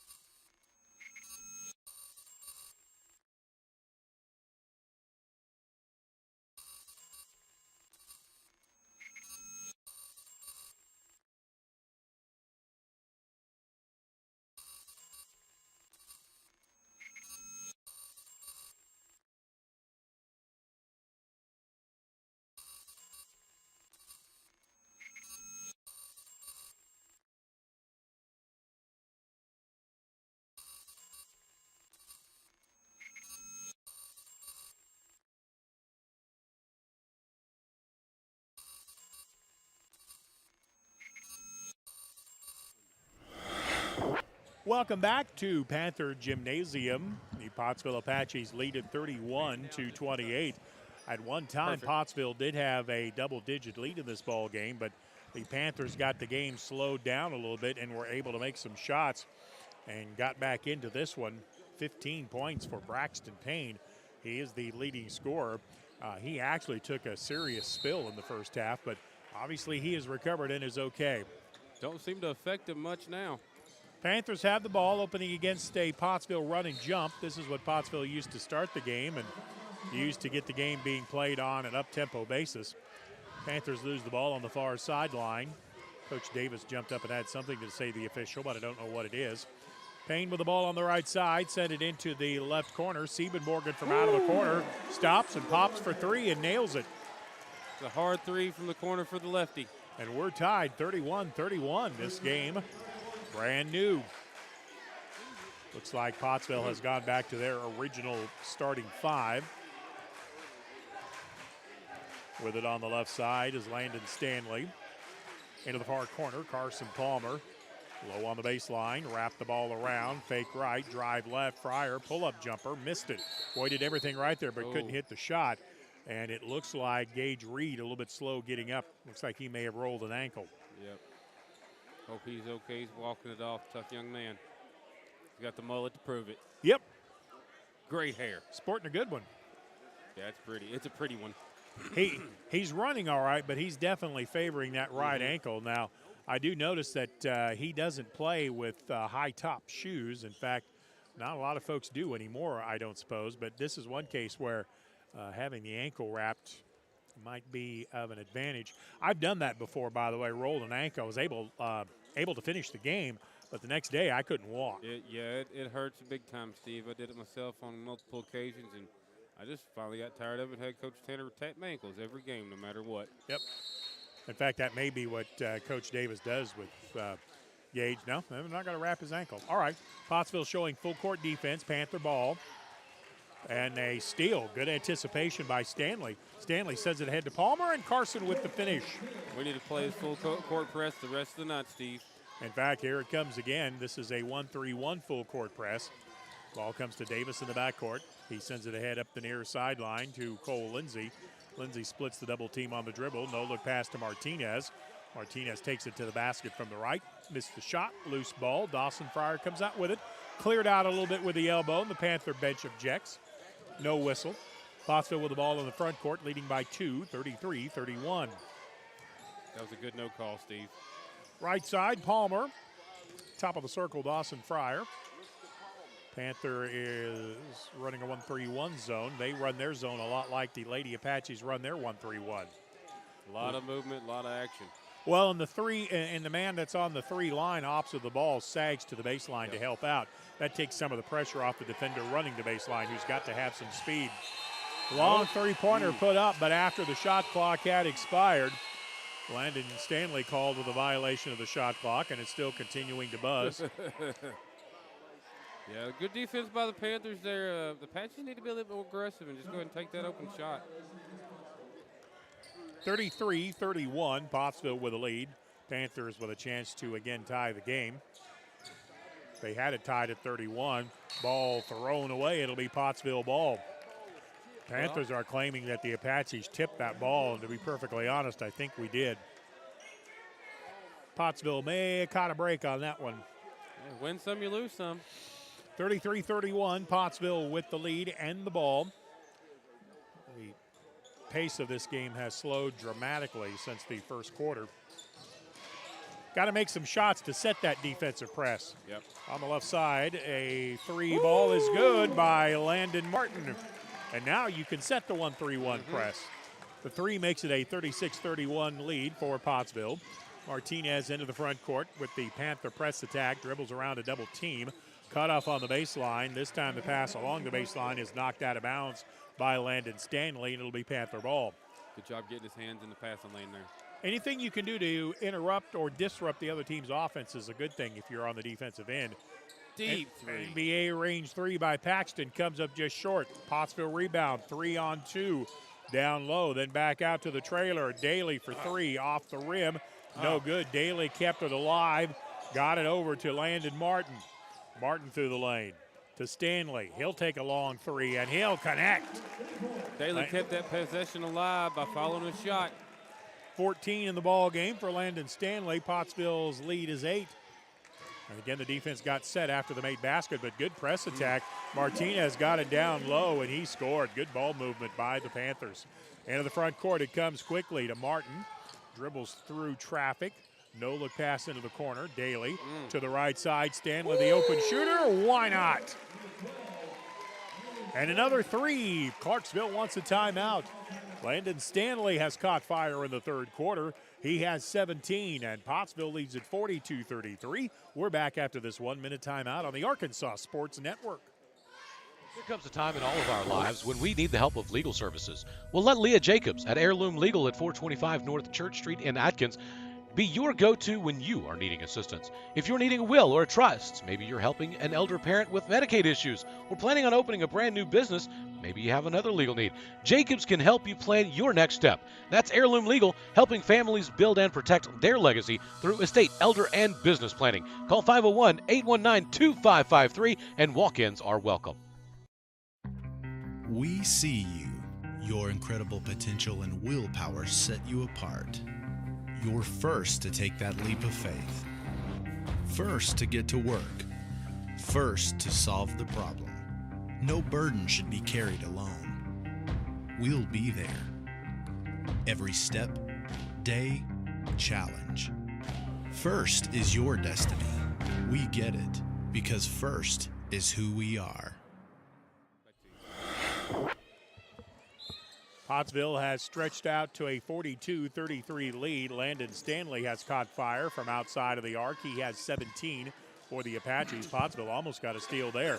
You start making those threes or you start making field goals and you get to set that press. And Pottsville almost generates another turnover. Martinez got it in the lane. Estep takes it to the basket. His shot is good. A late, ill-advised block attempt by the Apaches results in a foul. The basket goes. It will count. And a one-shot bonus coming for Jeremiah Estep. Better just let him make that shot and move on, Steve, than give up the foul. Foul is on Dawson Fryer. The free throw is good. Estep with the old-fashioned three-point play. No quitting these Panthers tonight, Steve. Yep. First personal in the game on Dawson Fryer. 6-point Pottsville lead. Apaches working against the Panther zone. 4:06 left to go in the third. Stanley curls into the corner.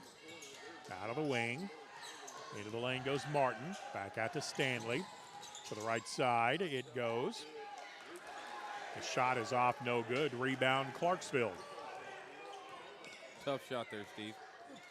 Pretty good defensive sequence by Clarksville, but then the Panthers throw the ball away. Unforced error across the way, and again, that's the press forcing Clarksville to speed up. They're just getting out of their comfort zone a little bit. That's all it takes. The more they do it, the more you do it, the better you get at it. The more frustrated the Panthers are going to be. Nate Maggard into the ball game. He will replace Dawson Fryer. 42-36, Pottsville by 6. At the high post, Stanley passed to the baseline. Tried to get it to Landon Williams. Williams mistimed his jump, and it goes out of bounds on the baseline.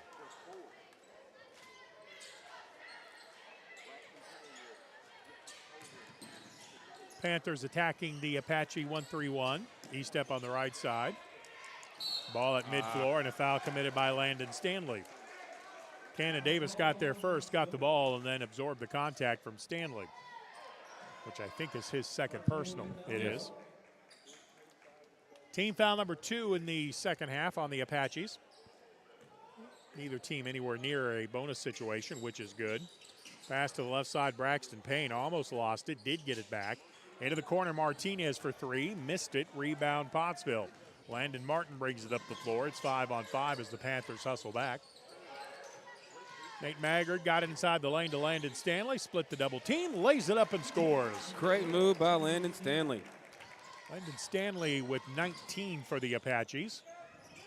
2:56 to go in quarter number 3, and a midcourt foul committed by Landon Martin. Well, again, if you're going to aggressively chase passes, you're going to commit a few fouls like that.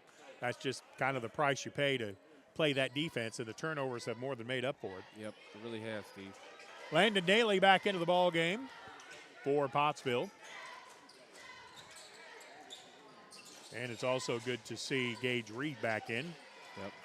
Left side, Braxton Payne for three. Left it short. Rebound, Maggard. Outlet up the right side to Stanley. Landon ball handling. Goes to Daly. Daly tried to get it down low. Reed read that play and knocked it out of bounds. It'll be Pottsville ball, baseline left. The right idea, he was just about a half second late making that pass. Yep. It'll be Nate Maggard to trigger in the play. They don't guard Stanley inside. He gets it down low and banks it home for two. That was a mistake not guarding him. You probably ought to find him. 21 for Landon Stanley. Ball knocked away by Daly. Good job of Daly to get a hand on it. He almost saved it back in. Yeah, great defense by Daly there. Love to see this hustle. Almost dove into the official score, Miranda Miller on the sideline. Coach Hill's giving Stanley a break. He needs a breather. He earned it. Yes, he did. He's played hard on both ends of the floor. Nice diagonal pass to the baseline, but the Apaches adjust quickly, and the pass out front is stolen. Pottsville with a run-out layup, no good. Ball goes out of bounds. Last touch by Jackson Furr, who has re-entered the game. Tough. Great hustle by Jackson Furr trying to get back to get that rebound. Just couldn't hang on. Landon Williams got the ball down the floor, laid it up softly, but it just bounced out. Daly almost nearly got a steal. Payne into the front court, pull up 15-footer, missed it. He was too close. Rebound tied up between Martinez and Daly.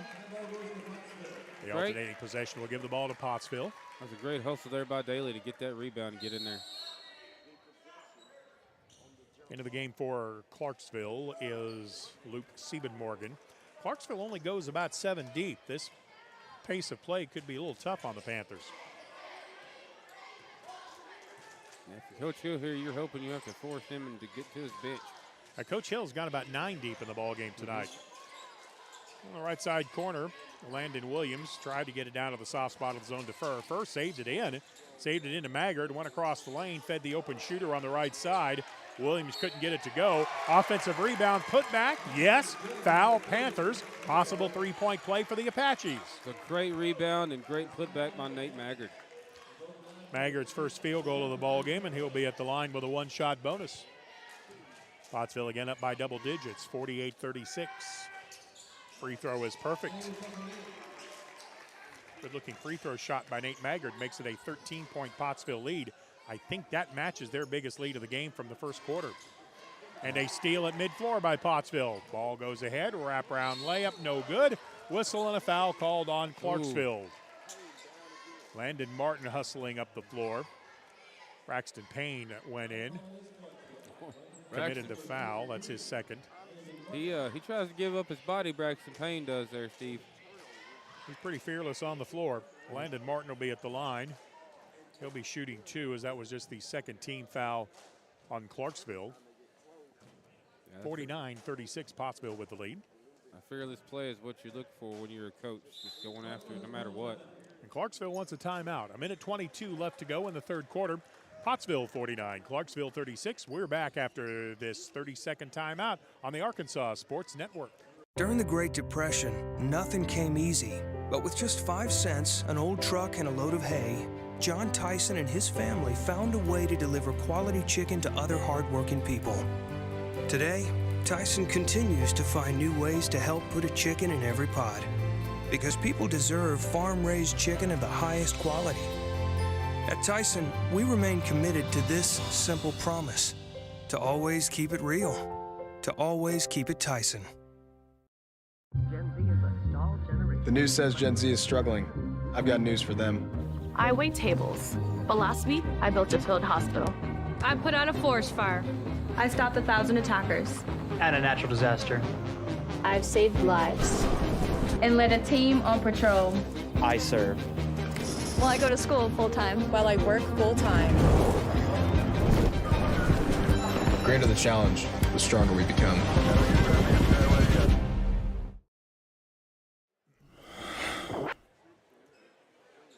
Minute and 22 seconds remaining, quarter number 3.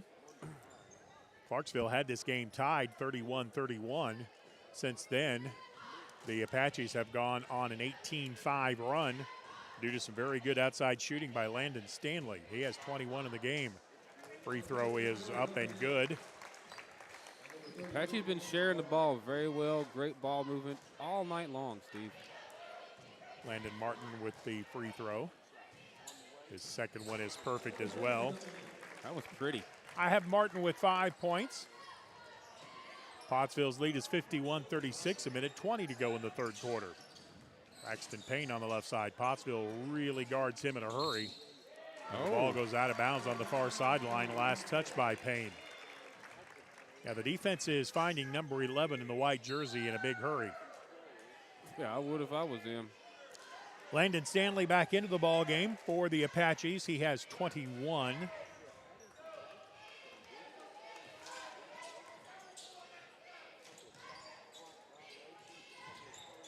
I like the aggressive play from the Apaches.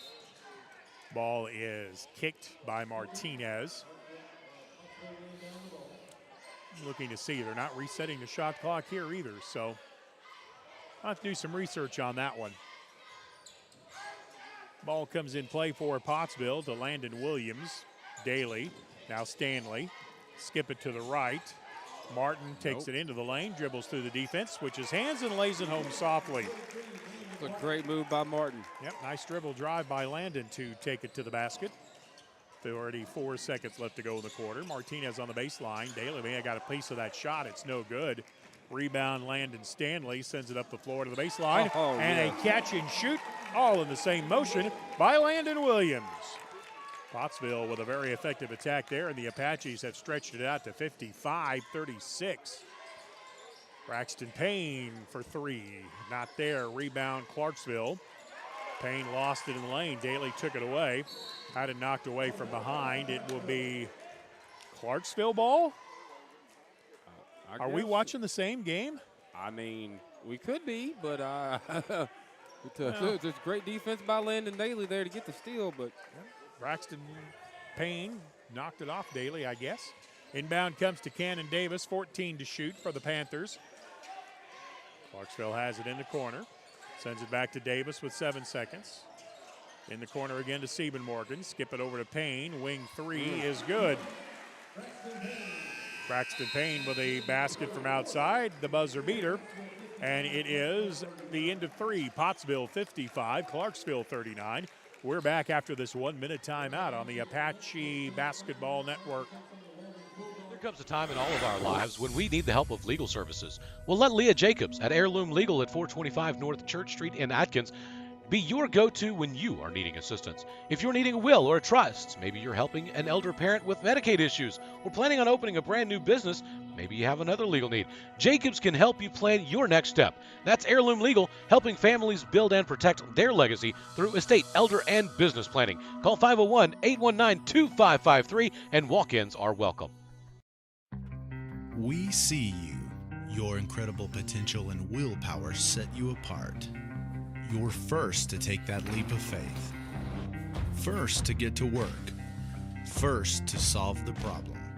No burden should be carried alone. We'll be there. Every step, day, challenge. First is your destiny. We get it because first is who we are.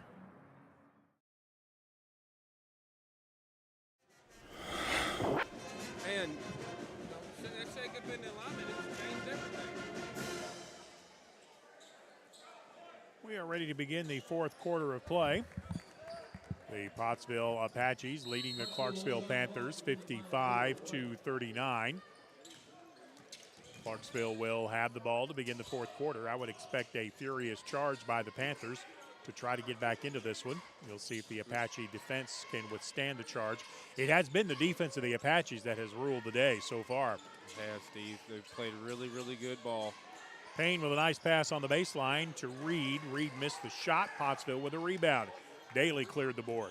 Ball comes ahead to Martin. Landon attacks through the lane, missed the shot. Rebound by Siebenmorgan. Good look, it just wouldn't go through. 55-39 Pottsville. Pottsville in a 2-3 zone. Left side, three ball. Siebenmorgan, that's his second three of the night. Well, we'll see if that starts the furious comeback I expected from Clarksville.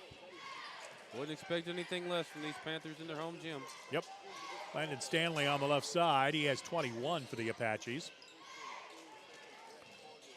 Daly in the corner to Stanley, flashing through the lane. Got it back out to the open shooter. Maggard, and Nate Maggard knocks down the three. Maggard has 6 in the game, and Pottsville lead 58-42. Clarksville with the ball in the backcourt. They beat the 10-second count by 1 and then throw it away in the corner. Martinez made the catch, but did Clarksville call timeout, or was Martinez laying on the sideline? Clarksville called timeout. 6:37 to go in the ball game. Pottsville 58, Clarksville 42. We're back after this 30-second timeout on the Arkansas Sports Network. During the Great Depression, nothing came easy. But with just 5 cents, an old truck, and a load of hay, John Tyson and his family found a way to deliver quality chicken to other hardworking people. Today, Tyson continues to find new ways to help put a chicken in every pot. Because people deserve farm-raised chicken of the highest quality. At Tyson, we remain committed to this simple promise: to always keep it real, to always keep it Tyson. Pottsville 58, Clarksville 42. The ladies won the first game tonight to pick up the conference road victory. Boy, you always cherish those conference road wins, no matter what level of basketball. Yeah, it's nice getting a win on the road, breaking another team's heart, Steve. Pottsville still hustling out of their 1-3-1 zone. They're contesting passes to the wing shooters. Martinez gets it in the corner. Back to the right side for Braxton Payne. Inside it comes, Reed, and the shot clock expired. There was no reset on the timeout. Yeah, seems like Pottsville learned their lesson after the overtime loss here last year, Steve. We have played 2 minutes of the fourth quarter. We have 6 minutes to play in the game. Clarksville trailing Pottsville 58-42.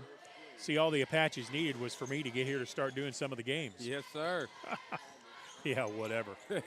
Pass across the lane stolen by Martinez. Oh, that's a walk. And then we have a whistle and a traveling violation.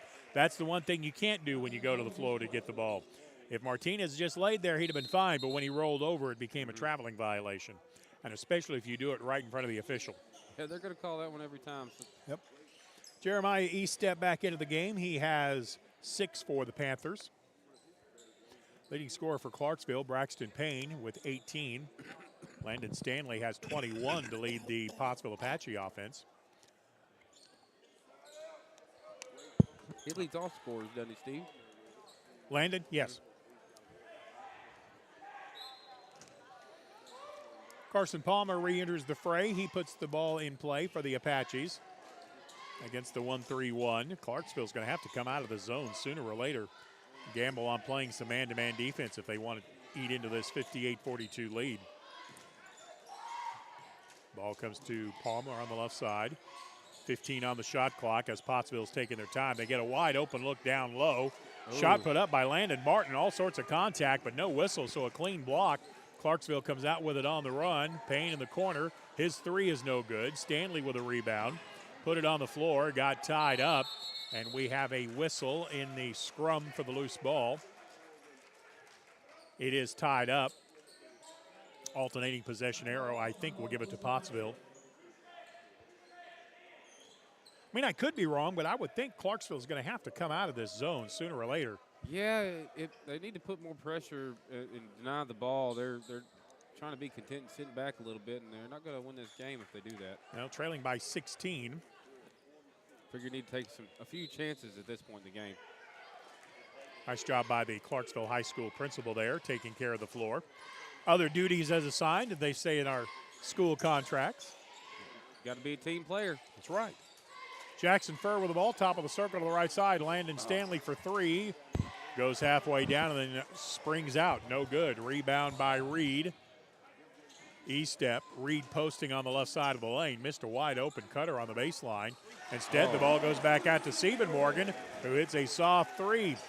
He has 9, and it's a 13-point Pottsville lead. He's got a soft touch with that left hand.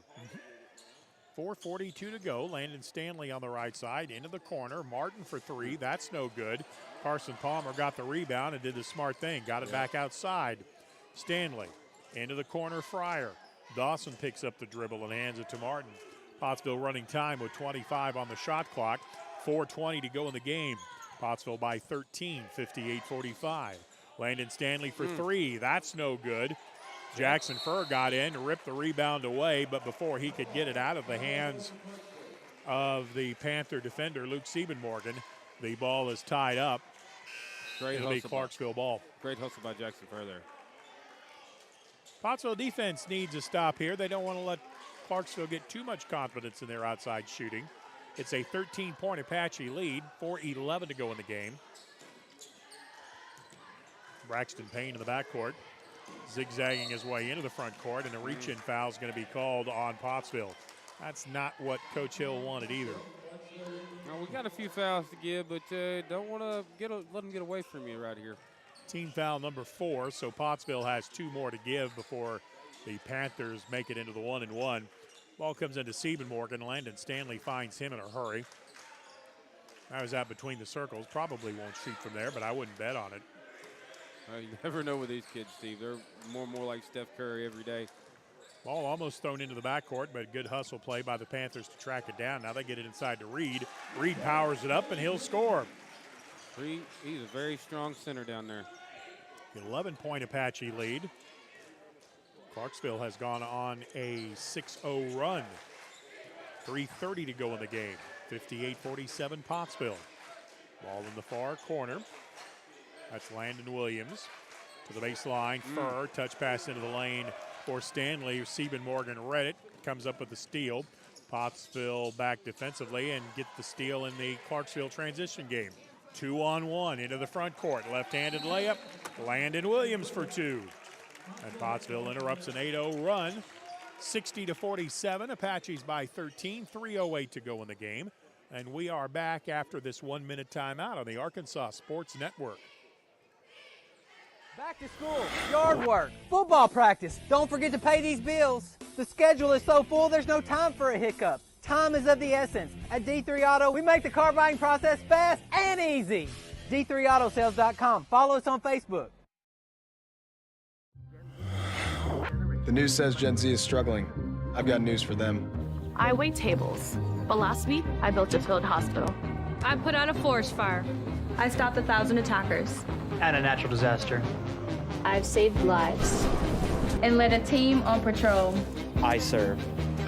Well, I go to school full-time. While I work full-time. The greater the challenge, the stronger we become.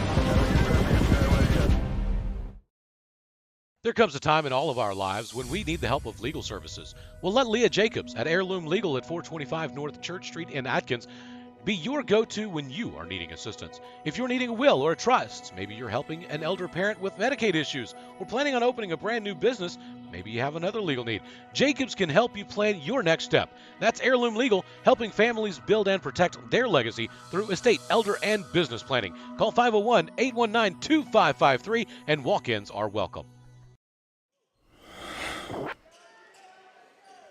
3 minutes and 8 seconds remaining to go from Panther Gymnasium in the men's game. Pottsville already has the ladies' game victory, conference win.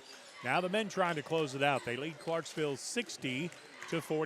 Pottsville has gone back to their full court defense. Braxton Payne dribbles through the lane, goes into the left corner to Eastep. Skip pass to the right wing to Siebenmorgan. Down low to Reed. Pottsville with a steal. We have a whistle and a foul called before Jackson Furr could come out at full speed. That foul is on Luke Siebenmorgan. That is his third.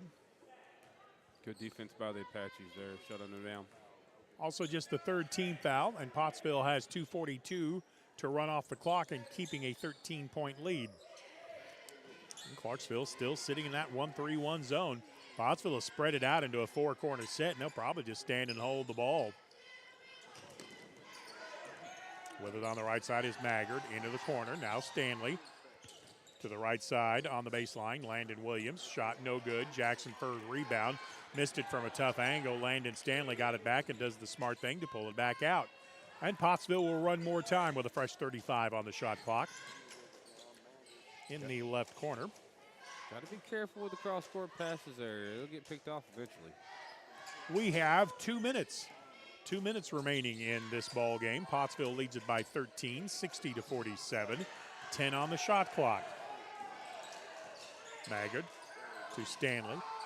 Right side, Martin into the lane. Nice bounce pass. Jackson Furr on the baseline. He'll finish for 2. Maggard with a nice job dropping a dime on his teammate Jackson Furr. A great assist there by Maggard. 62-47, Pottsville with the lead. Ball knocked away, Pottsville with a steal. Landon Stanley lays it in for 2. Landy Stanley with 23 for the Apaches, and that may do it. 64-47, Pottsville with the lead, and we're coming up on a minute 15. Pottsville still playing hustle and hard defense. That's what's got them this win. Braxton Payne for 3, he'll connect.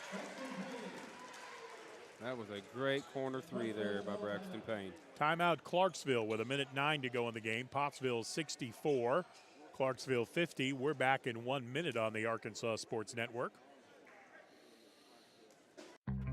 We see you.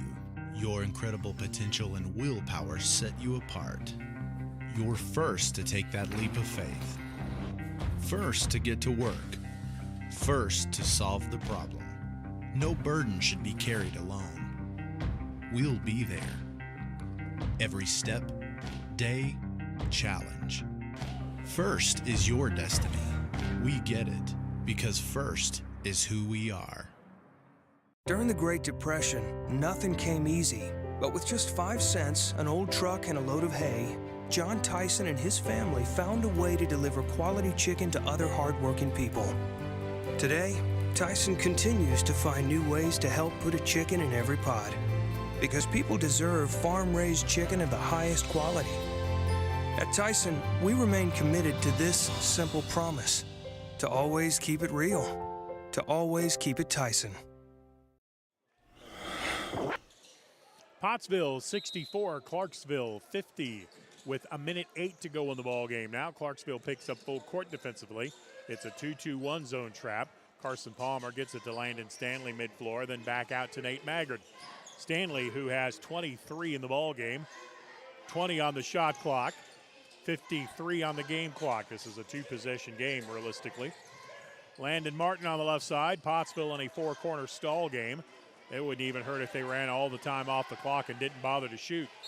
And a foul is going to be called, and Landon Stanley will come to the free throw line. Pottsville 64, Clarksville 50.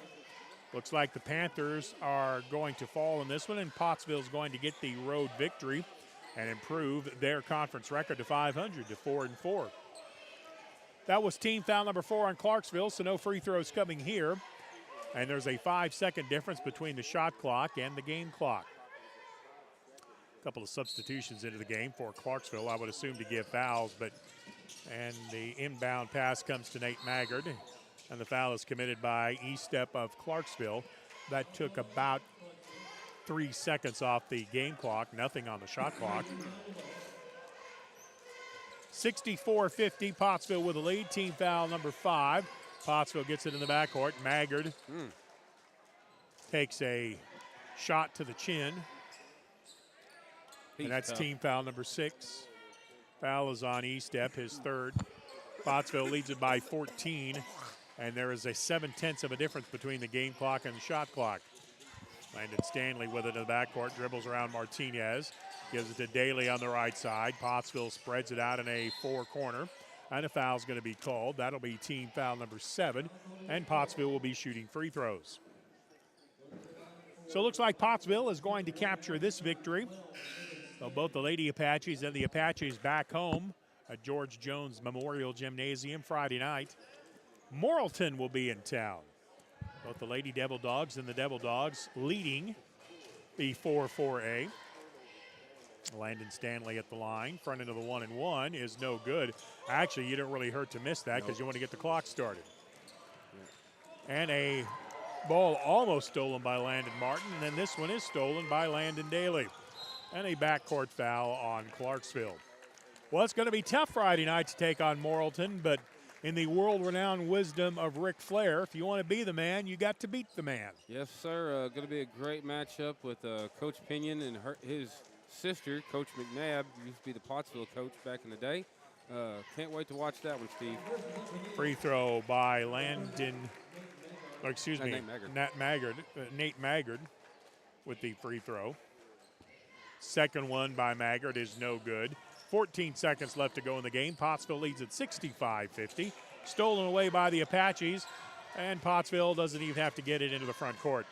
Maggard will bring it up the floor, and your final score, the Pottsville Apaches will knock off the Clarksville Panthers by a final score of 65-50.